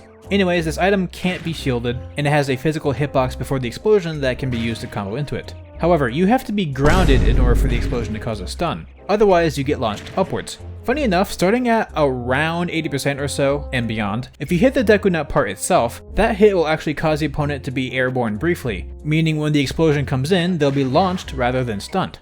At really high percent, it doesn't matter that much since this will just KO anyways, but at the lower thresholds, this actually makes it a lot less effective than getting the full stun. So if you want to be most efficient, try just hitting the explosion rather than the nut itself. The Freezie is an item that'll, believe it or not, freeze the opponent, but it's a little weird. At lower percents, if you hit the Freezie head on, it'll just freeze them in place. Like, time-wise, but it won't freeze them like ice-wise. That was a weird way to explain that. The percent they do start finally getting frozen at varies due to a lot of factors. For instance, if I just throw it, it starts freezing Samus at around 5%, but if I Z-drop it right next to her, it doesn't start until 18%. The threshold isn't determined by what percent they would be at after getting hit by the Freezie, as that was different between the two cases. Instead, I believe the determining factor is how much knockback the item would do. Someone heavier like King Dedede will start getting frozen from the Z-dropped Freezie at 20%, which is 2% higher than Samus. And then if I make him metal, he won't freeze until a whopping 316%, which is kind of unreasonably high. I guess the knockback growth of the item isn't really good. Now, I'd argue that the non-freezing version is a little bit better, as you can more directly combo out of it with something else, whereas if someone is frozen, you can deal some damage, but all damage sources are halved, and when they're thawed out, it can be difficult to hit them out of it without them dodging or anything. Fun fact about the freezing effect in general, but did you know that hitting them with an attack that has the flame effect will actually cut down the duration of the freeze? Not by too much, but by at least some. Anyways, an interesting element of this item is how it still has splash damage, a radius where it'll affect some people even without hitting them directly. And if you didn't notice, that just froze the opponent at 0%, even though hitting them directly wouldn't do that until later on. Apparently in the past, the Freezie's direct hit was a lot stronger and was just simply nerfed coming into this game, which would explain why it takes a little while before a direct hit can freeze. But I guess they didn't change the splash hitbox, which leaves it at its previous strength. So of course this freezes them much earlier, but it also has greater knockback in general. For reference, Smash throwing it directly at Samus will start KOing at 268% with this positioning, but that same type of throw that just gets the splash hitbox will KO starting at 142%. That's almost twice as strong, so you're probably better off just focusing on getting that splash hit. The Pitfall obviously buries people, either by hitting them directly or by creating an invisible trap, which lasts up to 40 seconds before despawning. That's mostly the whole gimmick, but this simple idea has so many avenues that it makes it among my favorite items in the game. If placed on a surface that you can usually go down through, like a platform, then being buried will just knock you straight down. And if you land on a pitfall spot while in the tumble animation, like being knocked into it, instead of being buried, you'll just sorta get hit. Though if the tumble animation gets interrupted with an attack or dodge or something, then it'll just act like you landed on it normally. And if you get hit by the pitfall seed directly while midair, you'll get spiked, which is pretty strong either for edge guarding or leading into your own combos. This is also what happens if you throw the pitfall at someone who's already buried. But enough of the basics, let's talk about some good tech. When you attack an opponent that's been buried, whether or not they get launched depends on how much knockback the attack would have given them. Launching them can be fine, which no longer comes with a knockback reduction in this game, but if your attacks are weak enough, then they won't launch the buried opponent. Plus they'll sort of retain the knockback of your last hit so that, when they're unburied, they'll be released with that knockback. This is a lot more reliable than the handful of frames of guaranteed punish you get from them naturally escaping the bury. So if you want to maximize your pitfall punish, increase their percent with weak hits, and with a good combo hit, then when they get unburied it should be an insanely fat punish. Also, my favorite tech to get people to fall for the trap is to just place it somewhere, and after a little while just start taunting nearby it, maybe even break your own shield or something. If they forgot about the pitfall, or maybe they just didn't see you put it there in the first place, then they might walk in front of you to get a good punish, and then get buried. Thoroughly japed again. Okay, I'm gonna indulge myself and talk even more about this item because there's some really crazy stuff here. For one, the Pitfall actually has some insanely high knockback. I'm not talking about the spike variant, this is only modest, and the spike from hitting an already buried opponent is set knockback. I mean the berry itself. In order to make the berry last a good while, the knockback of the Pitfall was made super high. So how can we see that? Well, one fun way is with Kirby's stone. See, apparently Kirby is grounded here, but he can't be buried. So if you hit him with the Pitfall and it removes him from his stone, he'll end up eating all of that knockback without being buried. And what does that knockback look like? Yeah, it's insane. And this is also the logic behind that weird knockback thing with Link's Final Smash on a buried opponent from the Pitfall. It's just so strong.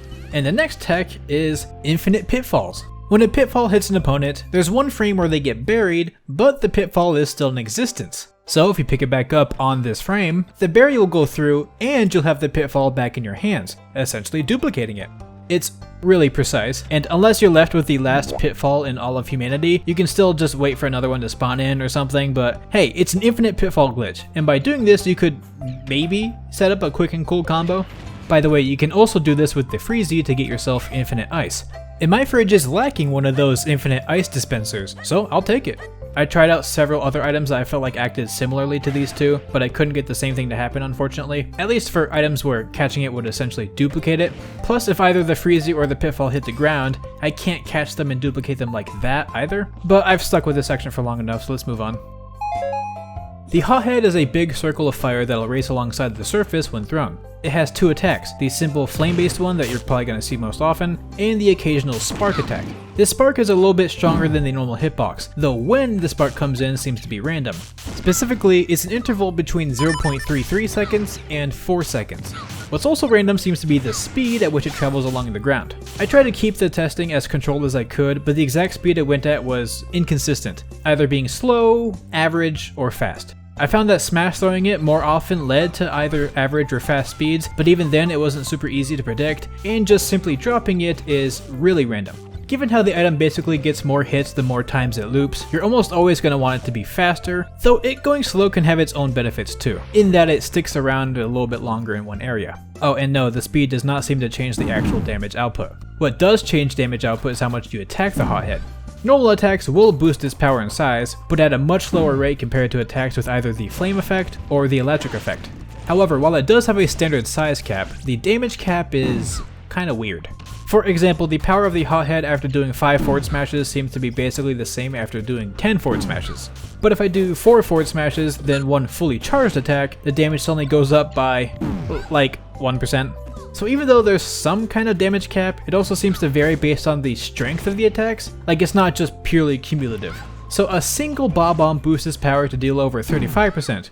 In my favorite example, a single Kamikaze will make the Hothead so strong that it almost insta-KOs with just this basic hit. Pair that with the fact that it can be reflected after it started racing around, and yeah, it's kinda busted. So if you're gonna power this item up, instead of using a lot of weak attacks, try just using a single really strong attack instead to maximize its potential. Mr. Saturn is a very weak item whose only real use is breaking shields. The damage it deals to them is insanely high, though not a guaranteed break for something like Shield Art Shulk. By the way, parrying a Mr. Saturn automatically gives you plus 10 aura in any match, given the risk it poses. But these creatures actually got some uses up their sleeve. For one, starting around 150% or so, there's a small chance it can trip the opponent. Then, at around 220% and higher, it'll actually start spiking them. It's a very weak spike, and the reason why is because, well, it's always spiking grounded opponents. It's just so weak that it usually doesn't actually cause the spike effect, instead just stunning them for a little bit. We can see this with other spiking moves at lower percent, they just stun. And yes, unfortunately, it's just grounded opponents, no aerial spike shenanigans here. So the higher the percent, the more the spike launches the opponent, which will eventually start KOing. I mean, it's weaker than the normal aerial hit, which starts KOing at around 600%, with the spike near 840% instead, but who's counting? Also, Mr. Saturn is considered a live specimen with rights and thus cannot be eaten by anyone like King Dedede or Wario and such, unlike a lot of other items. If you're curious, the Cucco also has these rights, but not something like the Bob-omb, so sucks to be them. The green shell is a throwable item that glides alongside the ground, bouncing off of walls and such. It can be triggered by simply jumping on it, though its damage output would be a lot lower like this. It can also be jumped on to stop it when it's already going. On any flat stage, you'll realistically never see the green shell come to a natural stop once it starts going, but if you incorporate walls to keep bouncing it around, you'll be able to tell that its initial speed does play a factor in determining how much gas it's got in the tank. By the way, its damage cap is relatively low, so even big hits won't make it any stronger than just throwing it. One thing you might notice about this item is how, when it hits an opponent, it has a chance to either keep moving past them, or to bounce off and then stop. The latter seems pretty interesting for combos, but which outcome you get seems to be random. And you wouldn't want poor old me to test this thousands and thousands of times just to figure out something so niche, right? Right? Okay, look, the most I'll grant is a few hundred, okay? Just doing my usual thing, simply throwing the shell from the spawn positions in training mode. After 200 shells, 60 of them bounced, with 140 of them passing through. A very clean 3-to-7 ratio. but then I also wanted to see if there are any majorly obvious changes from when you jump on the shell instead, so I did this an extra 100 times and got 34 bounces and 66 not bouncing. It's technically a little bit more, but in either case it seems to be very close to a 1 out of 3 chance for the shell to bounce off, so that's that. And the real data as given to me by Canvas K is that it's a 30% chance to bounce off. So exactly in line with my first test, which is pretty cool. My favorite niche tech with this item though is how if you Z drop it, it'll fall right alongside you for a bit. And when it does this, you can actually jump on it after it's been dropped. This is essentially an extra mid-air jump, and while its success depends on things like your fall speed or where the shell is, given that the shell falls faster than most characters, as long as you don't fast fall, simply Z-dropping it and staying still in the air will give you the jump boost, which we'll obviously be calling a shell jump. Now if your timing is really good, you can even pick the item back up after you've jumped on it. It's easiest to do with some aerial, but this incurs some lag which varies depending on which aerial you use. However, if you tap grab in the air with good timing, you'll pick up the shell again with zero lag. Put all these pieces together perfectly and you can shell jump basically forever. Yeah, eat your heart out, NASA. Now this is a little impractical as you only have a few frames to catch the shell after landing on it, and if you try to input something to catch it too early, you'll do so before jumping on it, which ruins the tech. So you've got to have a really good rhythm to do something this crazy, and otherwise might just want to stick to getting that one extra jump. Unless you're someone really floaty like Jigglypuff, in that case it's actually pretty forgiving to get all these elements to line up. And I at least found that the rhythm was way more intuitive. So yeah, Puff can just sorta leave now. And I should also mention that the automatic item grab spirit effect will make this tech, like, insanely easy for basically anyone to do. So easy, in fact, that I can now try to keep jumping over and over and over again just to show you what happens. And all you'll see is that the higher up you go, the more the magnifying glass here glitches out, eventually looping to the bottom of the screen and looking really messed up in the preview. And then once you stop, you just fall. For a long time, which is fun. The bumper is a hazard item that'll stick around for 16 seconds once placed, being quite the nuisance given how it affects even yourself. If you didn't know, the knockback of the bumper actually scales with your damage. It's not the fastest scaling, but it'll definitely make a difference between low percents and high. It'll start KOing on its own from center stage around 500% or so. The most obvious, though also most devious way to use this item is to just put it on the ledge, either right on it or maybe just a little bit out more, and yeah, you just sort of excommunicate the opponent from the realm of being on stage, you know, until they respawn, or unless they have a good recovery. Once the bumper's been activated, it can't be reflected, and surprisingly can't be countered either. However, perhaps even more surprising is that it can be pocketed. So if there's ever a bumper that's in a really annoying spot, Villager or Isabelle have the power to home renovate it a bit. And what's really funny is that it seems its timer gets sort of reset when pocketed. So like here, the original use is already in the flashing stage, but then I pocket and unpocket and now it's still lasting. But the more I did this, the lower its new lifespan got, up to the point where it started flashing the moment I threw it. But I think this is also the lowest amount, so if I'm just fast enough to re-pocket it after throwing it, it'll technically last forever. So, infinite bumper now. Yeah, we got a lot of infinites going on today, it's very exciting. Also, the knockback from the bumper doesn't get any stronger when unpocketed or thrown, and the same logic is for if it's reflected after being thrown as well. So, all of these things are very good to know, probably. This is the soccer ball, also known as a football in most of the world. Though in Japanese it's actually also called the soccer ball there, if you didn't know. Anyways, the way this item works is incredibly intuitive to the point where I'll just hop into some niche trivia regarding Shulk's backslash. This move, as the name implies, deals more damage to the opponent's backs, accompanied by a meteor hit sound. This actually comes into effect with items too. The soccer ball is pretty clearly getting hit in the back based on the sound it makes, which also changes its damage output. The thing is, the way it works for items is very unique. Regardless of where I am or where I'm facing when I spawn the item in, it's always considered to be facing the right, meaning its back is on its left side by default, no matter how many times it respawns or gets hit or anything. This is different from how other things in the game work, like, say, King Dedede's Gordo. Their back hitbox will usually change based on where Dedede was facing when he spawns it in.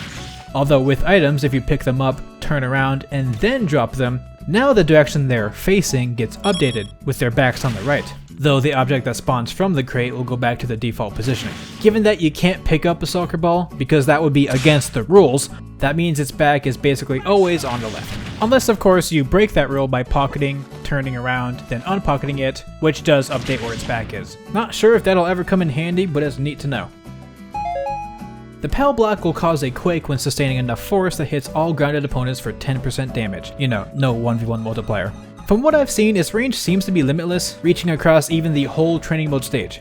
However, the quake can be shielded or avoided with intangibility, and of course it does nothing to aerial opponents. It has a total of 3 uses before it goes away, signified by its growing flatness, and most things will activate it, like attacking it, throwing it, hitting an opponent with it, or dropping it from enough distance. Though if you're close enough to the ground when you drop it, the force won't be enough to trigger it. This is useful if you'd like to get the physical hit without actually triggering the quake. New to this game, the quake of one POW block will actually stack with all the others, meaning if you have like 8 spawned in, the resulting quake will do a massive 80% damage to anyone caught. Though keep in mind that activating items like the Cucco or the Beehive with a POW block will have them aggro whoever it was that triggered the quake, and that's no fun. The Spiny Shell will hover over a character for a little bit before eventually attacking them, dealing respectable damage. And yeah, Nintendo's really trying to push us to call this the Spiny Shell and not the Blue Shell. I'm not really a fan of that, but I'll just go with it to be accurate. The target is chosen based on who is in first place. If the user is in first place, then it targets whoever's next up. If the stalker point counts are the same between available candidates, then it'll just choose based on which character is closer. Apparently, the percent of the characters doesn't actually change their placing in terms of how the Spiny Shell works, so it'll still choose based on proximity. While the shell is hovering, it actually still has a hitbox, so if it targets you and you're in a free-for-all setting, you could get a little cheeky by passing the burden on to someone else. And if you wanted to just dodge it, you'll have to remember the fact that the exact timing of when it falls is actually a little random. Now, like, the timing of when it starts to go down is around 5 seconds consistently, but the exact speed in which it goes down is either fast, average, or slow, which can make it really hard to deal with. Anyways, look at this neat combo I did that actually uses the blue shell's hovering mechanic in a more unique way.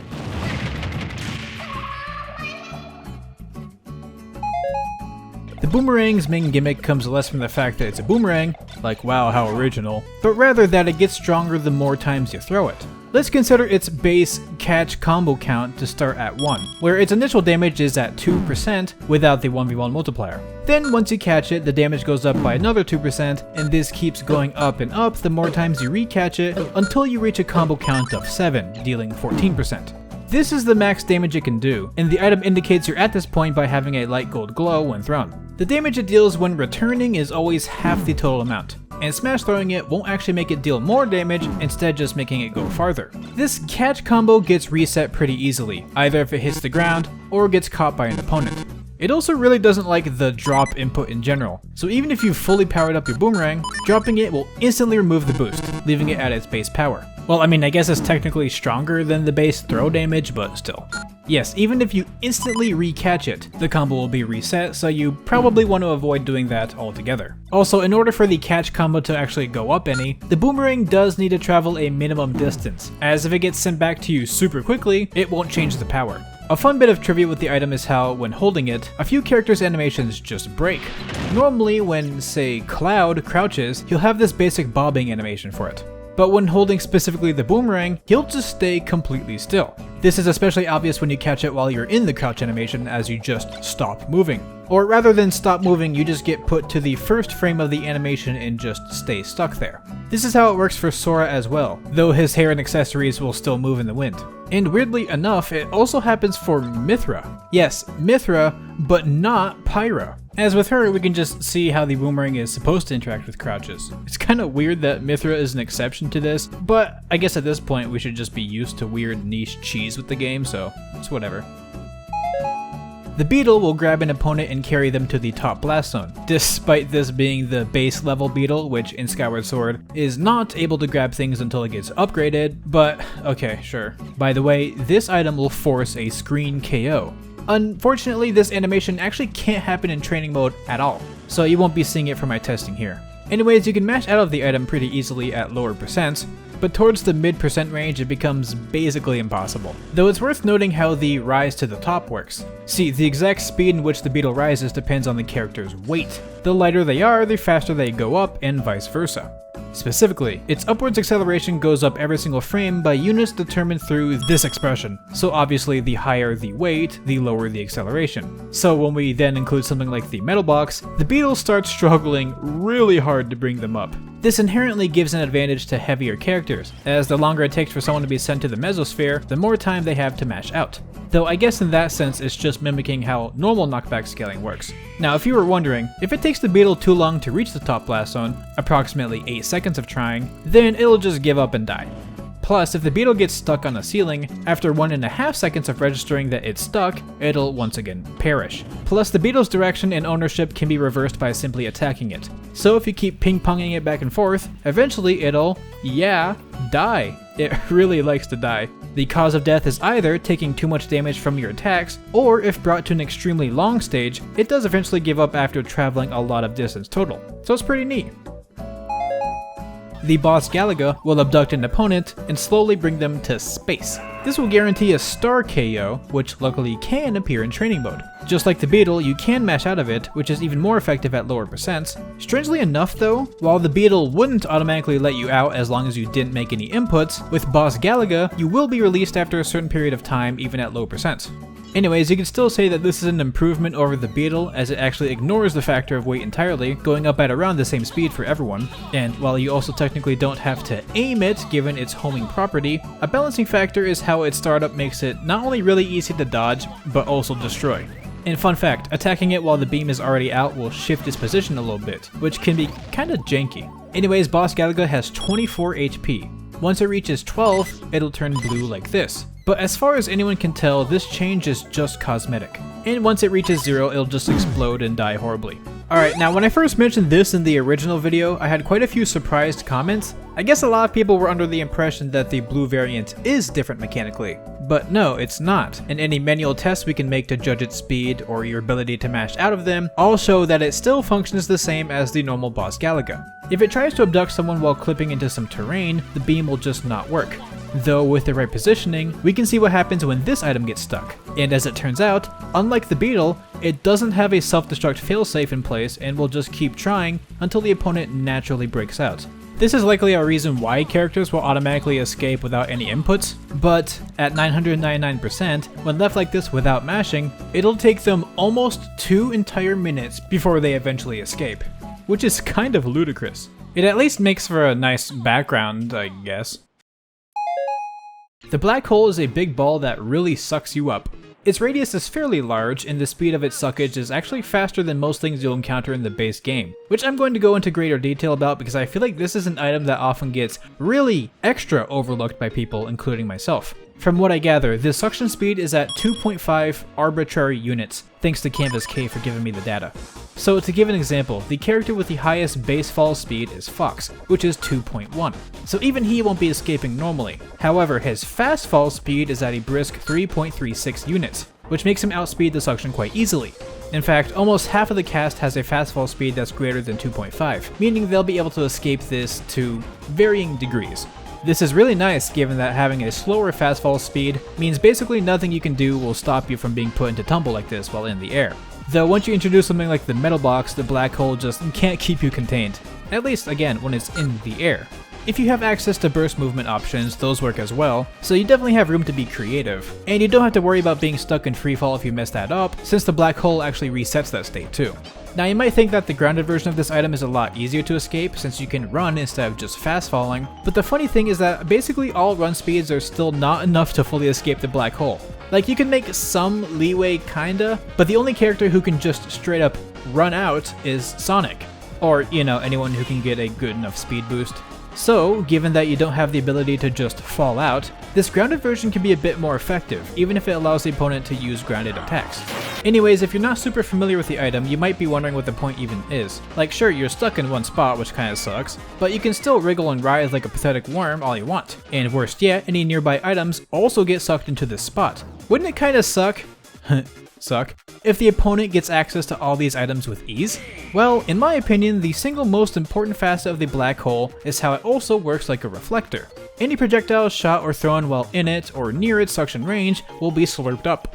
And the moment they get sucked, they're technically owned by the user of the black hole. So if you're caught in it and you start spitting out projectiles, they're probably just gonna spin back around and hit you instead. Of course, this is also true for any items you get in there, which can really backfire in some cases. Though I found that most of the time, thrown items just sorta do nothing instead, which is kind of odd. Also yes, the black hole in item form has a hitbox that deals very little damage or knockback, but it can KO at, you know, unreasonably high percents. Also, quick bit of trivia, when the stage is about to morph, the black hole will actually just completely disappear, and with so much leniency that they go away like 6 whole seconds before the morph even begins. I guess they foresaw some kind of jank with that interaction, which is probably fair. Given how much earlier these items disappeared before the stage morph though, you can kind of use that as a sign of when the stage is gonna change if you lost track otherwise, which is the kind of really niche tech that sounds like it'd make you look really smart, but probably doesn't actually mean anything. Oh well. The Franklin badge has the very simple use of turning anyone who wears it into a walking reflector. Outside of pointing out how goofy some of the badge placements are on some characters, I might as well take this as an opportunity to talk about how reflectors work in general, which might get a bit long-winded, but I don't really see people talk about the nitty-gritty of this mechanic so much, so let's go for it. Reflectors don't all work the same, as each have their own stats for certain things, and I'll be referencing the wiki for the data I'm going over here, which I'll be leaving a link to in the description. So to start off, the amount of additional damage a reflector will do varies from source to source. The Franklin badge has a damage multiplier of 1.3, meaning all incoming sources have their power go up by that much when reflected. In Smash Ultimate, the lowest multiplier you'll see is 1, meaning the damage won't change. And the highest can go up to 2.4 with Kazuya's left splits kick, because, you know, he costs money to play. There's also a separate speed multiplier, which changes how fast that projectile will travel, though this only seems to happen for certain types of reflectable objects, as most of the ones I tested kept their same speed. Once again, the Franklin badge is at a 1.3 times multiplier, with one of the higher numbers being the Home Run Bat's insane 2.5 times increase. It's a shame how many projectiles didn't get the speed boost because it is terrifying how fast some of the things can become with this. The lifespan multiplier will affect how long the reflected projectile will last. When a projectile gets reflected, it basically has its usual duration reset. So the Rage Blaster just barely doesn't make it to the character here, yet when it gets reflected, it travels that same distance just in reverse. This is with a reflector whose lifespan multiplier is 1, which is why the distance is about the same. For the Franklin badge, it's at 0.5, meaning its new distance is basically halved. Though for items where the speed multiplier actually does work, its distance can sometimes be more balanced out from that speed increase, whereas with a number higher than 1 like Mewtwo's Confusion at 1.25, the projectile will actually last a bit longer once reflected. This doesn't seem to happen for all reflects, or rather, some projectiles might have hard-coded lifespans that stop them from being kept out for too long, but even that varies a lot from projectile to projectile. And lastly is the max damage reflectable number. This is what determines when a reflector breaks, with most sources, including the Franklin badge, breaking at 50%. Meaning if an incoming attack will deal less than 50%, it can be reflected properly, and if it'll deal more than that, then it just won't be reflected. If something has a higher number, like the Home Run Bat's 80%, then that means when an incoming attack would have normally broken, these sources won't, which can result in much deadlier punishes. So you might think that projectiles that are really weak and take a long time to get to 50% would just keep reflecting until then, but it seems there's a limit on top of this damage number. Specifically, it's 6 reflects, as on the 7th one the projectile will just go away entirely. This is the funniest to see with something that doesn't deal damage, like the Beetle, as once it reaches the 7th reflection it'll just die. Poor dude. There's a lot of other things I could touch up on when regarding this mechanic as a whole. It's generally quite complicated with a lot of things that we could cover, but I figure I'll just leave it at those very basic of basics, just so everyone has a better idea of how this all works, as I figure this mechanic will come up quite a bit when items are turned on. The back shield is one of many items that actually originate from Kid Icarus Uprising, which you might not have known about beforehand, and its main gimmick is, of course, protecting your back. Well, at least it tries to. It can be pretty useful in certain scenarios, especially helping out with projectiles, but for most of the cast, the shield is actually notably shorter than the character themselves, meaning they can still get hit by moves. Plus, if you're shielding, the back shield won't protect that, meaning you can still lose durability, or just have it broken entirely. And for something like the Home Run Bat, it'll still do the zoom in animation when it hits the shield, but I guess if I hit the tip of the bat, it doesn't do that anymore. Maybe it's because you're so far away that you wouldn't have hit the normal player, so the detection doesn't register that you would have landed it anyways. I don't know. The back shield sticks around for 30 total seconds when equipped, which is a pretty good amount of time, though its duration does get lower depending on how much damage it takes, going down to 28 seconds after eating a Home Run Bat swing. And with 2 Home Run Bat swings, it goes down to 26 seconds, and with 5 swings down to 20 seconds. So I guess we can average out around 2 seconds of duration removed per Home Run Bat swing. And yeah, if the primary Ice Climber wears the back shield, it's really not going to protect the secondary one, which is kind of dumb. The screw attack lets you cosplay as Metroid in real life. The attack itself is pretty solid for combos, or even just straight up lethal, if you really play your cards right at least. And you can cancel the multi-hit with any other attack that you want at any time. It covers both your initial jump and your double jump. Though for characters with more jumps than that, it'll stop working after the first two.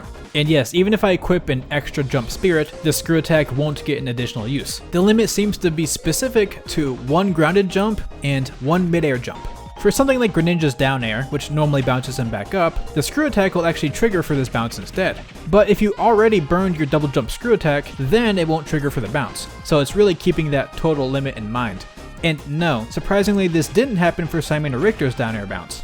Anyway, something you might notice with this item is that it boosts your jump height by quite a bit. Meaning if you try to do a short hop aerial, you'll still just send yourself flying. This doesn't necessarily mean that you can't short hop, because you can, it's just not what you'd call short is all.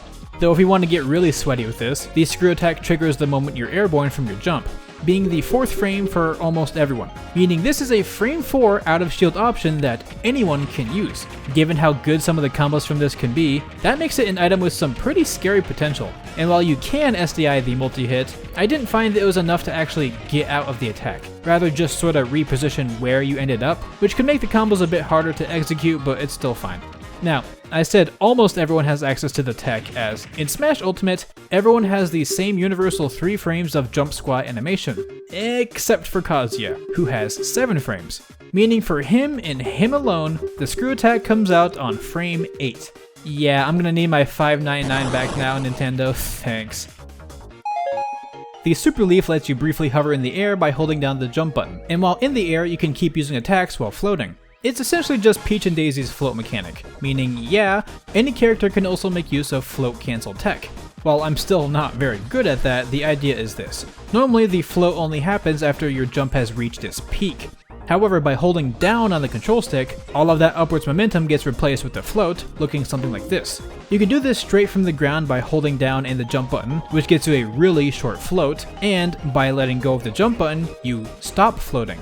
So if you let go just barely after you've started, you can essentially spam baby jumps like this over and over, which can open up some insane combos. It very well might be the most technically advanced item in the game because of how it mimics this mechanic, unless you're Olimar. As shown in this tweet by Wooboy that Enharmonic brought to my attention while I was making this video, for reasons that you can read in the tweet, basically, Olimar cancels his float when he uses an aerial or any other attack, making it notably weaker for him alone.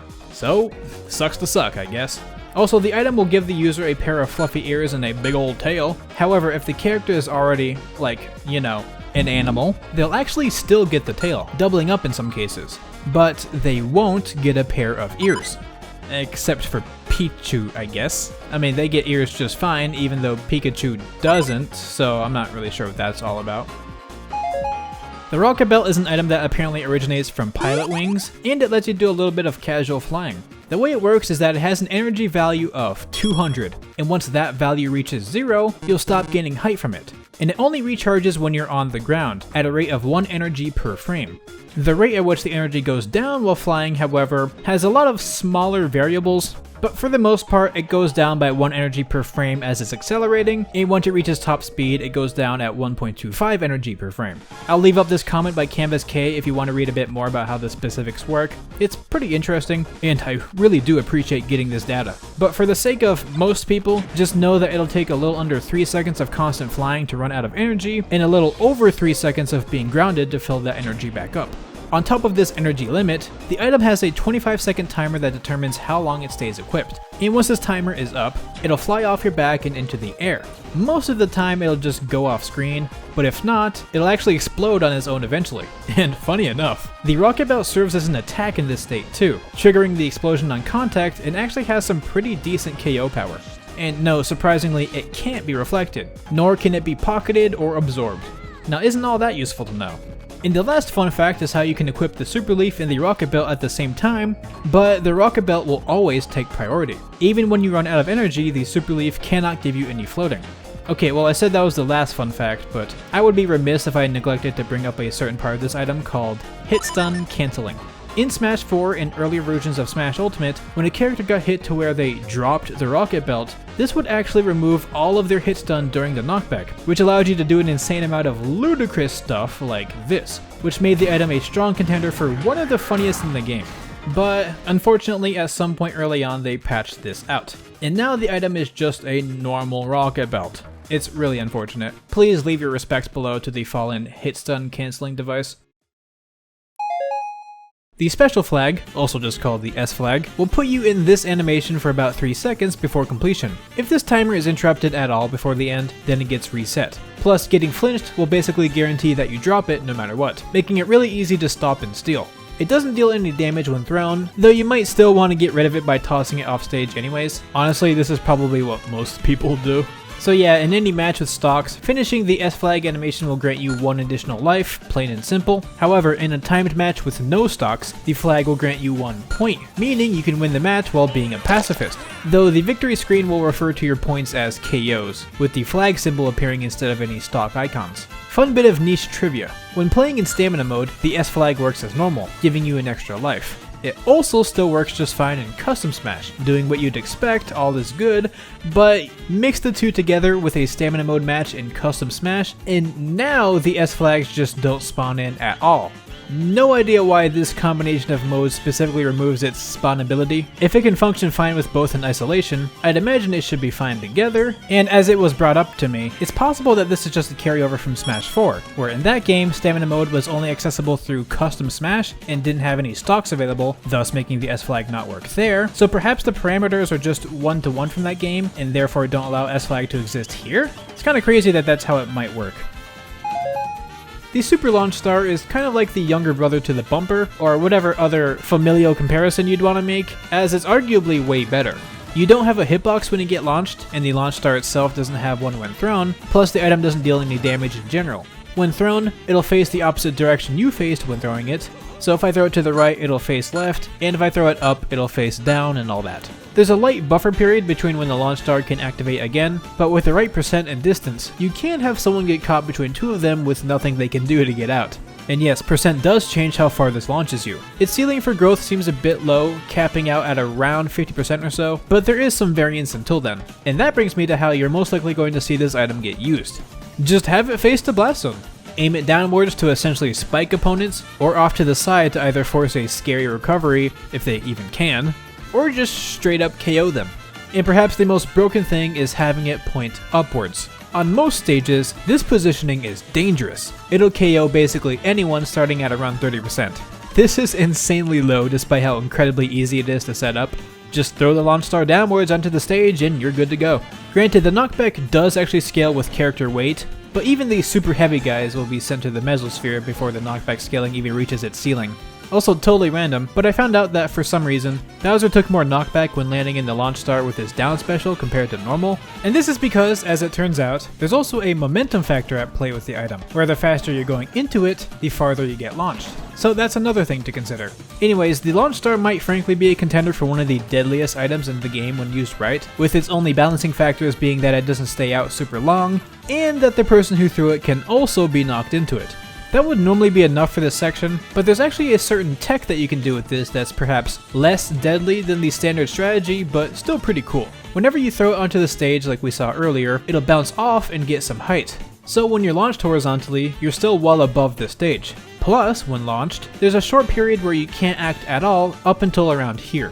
However, if you throw it off stage to where it's low enough, you'll actually hit the floor as you get launched. And what hitting the floor does is actually cancel the hit stun while maintaining your momentum. This means you can basically do a drive-by attack if you position things correctly, which has the potential to be super flashy. Just take this quick little item combo as an example.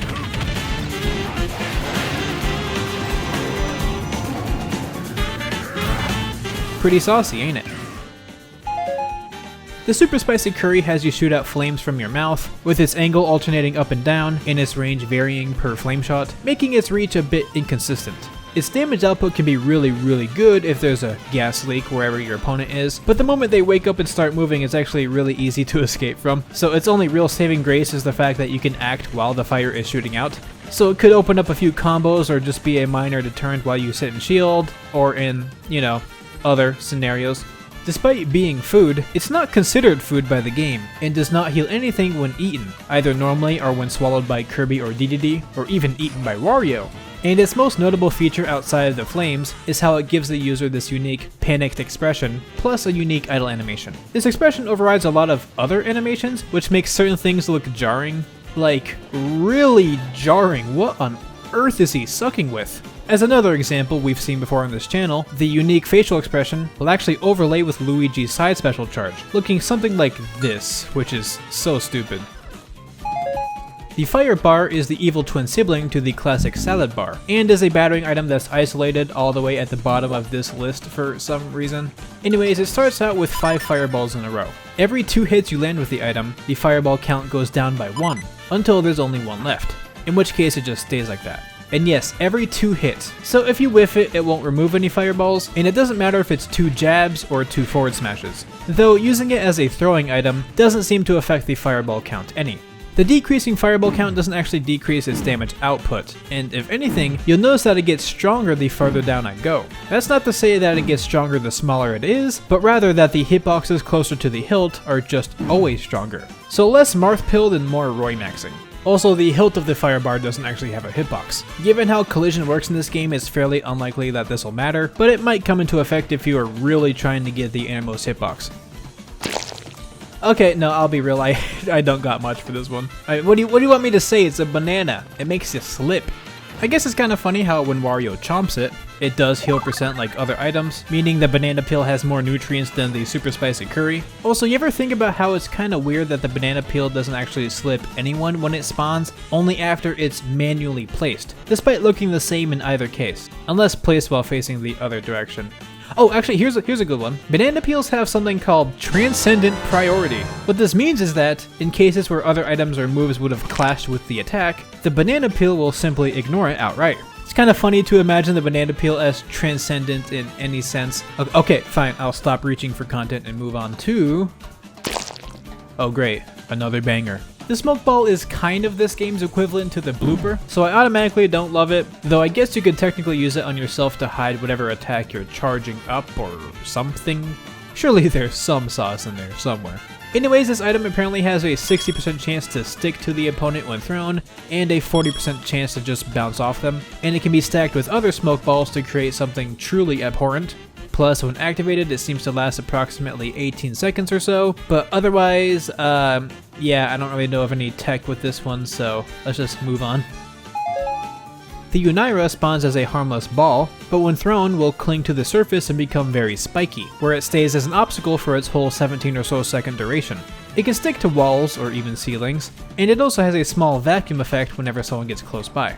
By the way, if instead of just throwing it normally, you attack it, it'll activate like this too, but now also hurt you, basically becoming a rogue evil sea urchin. In terms of power, it's not necessarily the most lethal, though it certainly can net some KOs. Rather, it's a lot better at just maintaining space by cutting off an area of the ground, or especially for leading into some combos. Given how large its hitbox is, you can even place it on the ledge, and have it basically guarantee a 2-frame hit. And actually, this item was buffed going into this game, as once it gets placed, it's stuck there. Even if the opponent attacks it a little, or a lot, it won't budge an inch. Or for my non-American viewers, 2.54 centimeters. Same for if the user hits it. It's not going to retract its spikes or anything like it did in past games. Nowadays, given how rough and tough it is, it's actually developed a new use, the Unira Shield.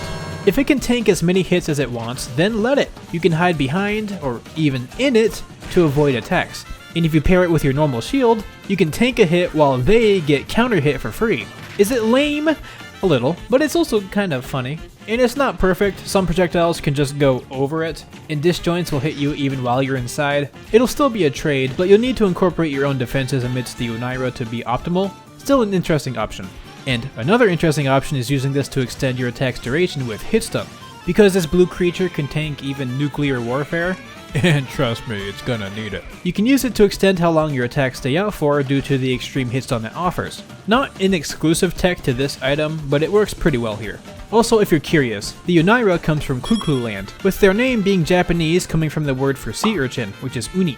When I was younger and I first saw this name in Brawl, I just sorta ended up going with Unira, but I understand that if we wanted to stick closer to the Japanese pronunciation, I should just say Unira or Unira or something. So going forward, I'll probably try to just do that, but I've heard all sorts of different ways people pronounce it, so let me know with what you go with. Also, I just want to point out how funny it is looking at the language list for this name. Everything has Unira here except for Italian. I don't know a lick of that language, but I'm just going to assume that they're trying to make sure they don't fit in, and then we can move on. The Cucco will remain docile on the stage even when thrown or dropped, and it's only when they hit somebody that they start their onslaught. In general, the hits are weak, and frankly the flock is so slow and predictable that you can actually dodge in circles around them and not get hit at all. Of course, this is balanced out by the fact that the opponent is most likely conscious and can still hit you during this, but ultimately this is an item that's more annoying in a full chaotic context than on its own. It'd be even stronger if its aerial hits launched upwards, but right now when it hits you in the air you get spiked, which makes it less lethal than you'd think. Just be careful offstage, it can kinda get out of control there. By the way, the Cucco also activates when it takes enough damage, and in these cases it can hurt anyone, though it'll still target whoever it was that set it off. And its damage taken seems to persist, so you can deal most of the abuse, and if someone else taps it, then they're getting all the heat. If we want specific numbers, I believe it's a total tolerance threshold of around 13% or so. For example, with no 1v1 multiplayer, a smash input boomerang right after being thrown deals 13.2%, whereas a sour spot short hop down air deals 12.7%. The boomerang sets the Cucco off, but the down air doesn't. But it was kind of inconsistent. Sometimes the boomerang didn't set it off for whatever reason, so it's hard to say anything for sure, but I do think this is close to the threshold at least. Also, a bit of quick trivia, the design of the Cucco is clearly based on its appearance in Twilight Princess, the only game where it has red around its eyes in this specific shape. This is really funny given that Twilight Princess is also one of the few games where the Cucco doesn't actually attack you in swarms if you hurt it enough. Instead, I guess doing this just gives you control of it for a bit. I still don't really get why, but maybe this link is just built different. The Beehive works pretty similar to the Cucco, targeting the player who was hit with it, and targeting the aggressor if it gets attacked. Though unlike the Cucco, if you simply drop it, then it'll just target the nearest opponent. This one's a bit less lethal, and if you know what you're doing, it can actually be helpful to the victim. See, the bees don't actually deal any knockback, just hit lag and damage, meaning you could even use the item to cancel your recovery and start it again, for whatever purposes you might have. By the way, the bees have two hitboxes, one that starts off the swarm and has very little hit lag, and the other which stuns for a bit longer. The weaker hit can be shielded while the other hit cannot. And for some reason, I guess if you have intangibility or anything while swarmed, once you're out of that, the bees will hit you with the weaker hit instead of the stronger one. And you can spam this over and over and over again. I don't know why, but in doing this, the sound of the bees gets even louder too.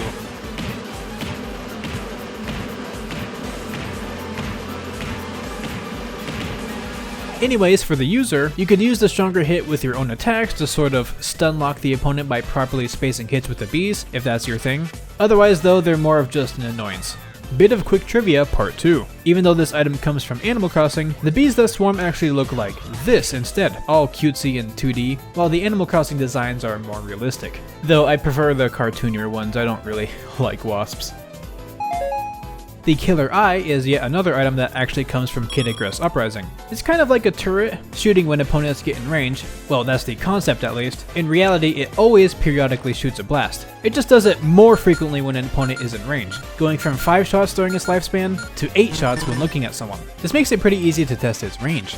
The projectile normally travels around 25 training mode units, and with Link outside of this range, the shot count is at 5. Meaning he's not being detected. Even standing right on the edge of the shot range, he's still not triggering anything, meaning it likely stops detecting players a little bit before the projectile goes away. And this detection field seems to be a straight line, as putting Link just a bit above its sightline does not increase the shot count.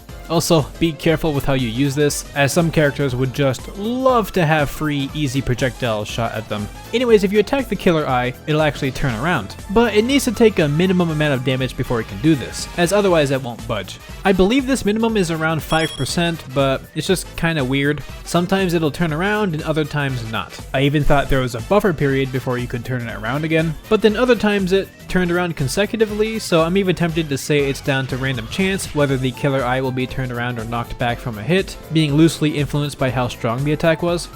And yes, I did say knocked back, as with strong enough hits, it can be sent flying. And with these really powerful hits, it felt way more consistent that it would get launched. But even then, there were times where it didn't budge, so yeah, it's funky.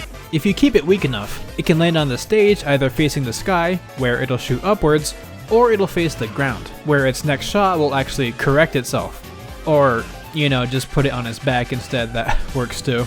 This is the most you'll be able to reposition it, and you can try to help it out a bit more, but these awkward angles could still be useful. Even more useful is sticking them to a wall or ceiling to get even more weird coverage.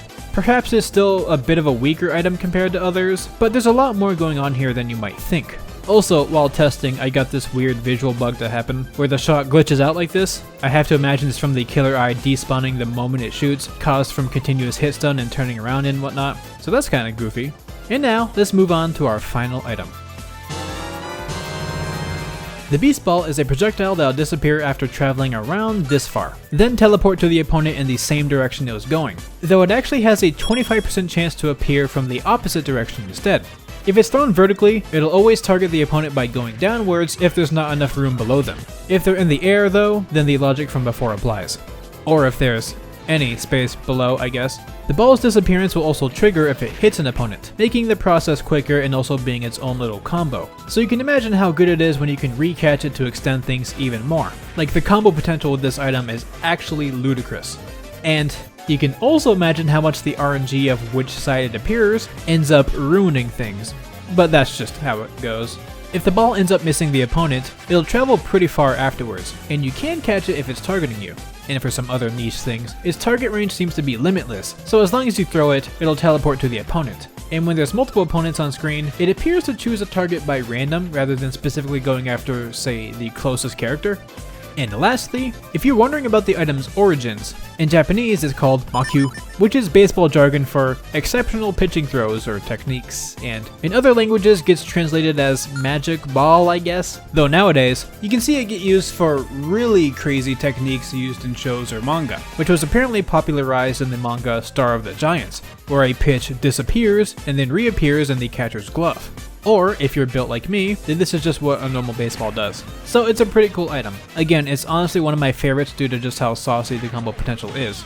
And with that done, we have now covered every single item in the game! Yay! Maybe it's not as comprehensive if I'm saving all the assists for a separate series, but I'd still say this is a job well done. We've been here for a while now, so I'll keep this outro short. But really, thank you so much for supporting the channel as these videos were releasing, either in their full form or their short form variants, and an even bigger thank you for reaching the end of this supercut.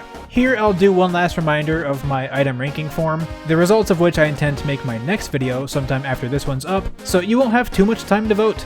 And if you're watching well after the video's gone live, check out my channel to see the results of that poll, and anything else I've uploaded. So again, a massive thank you to everyone who supported the channel, and will continue to do so, and an even massiver thanks to my patrons Burbo, Rain, Sil700, and everyone else for all their support. Stay casual, and I'll see y'all later.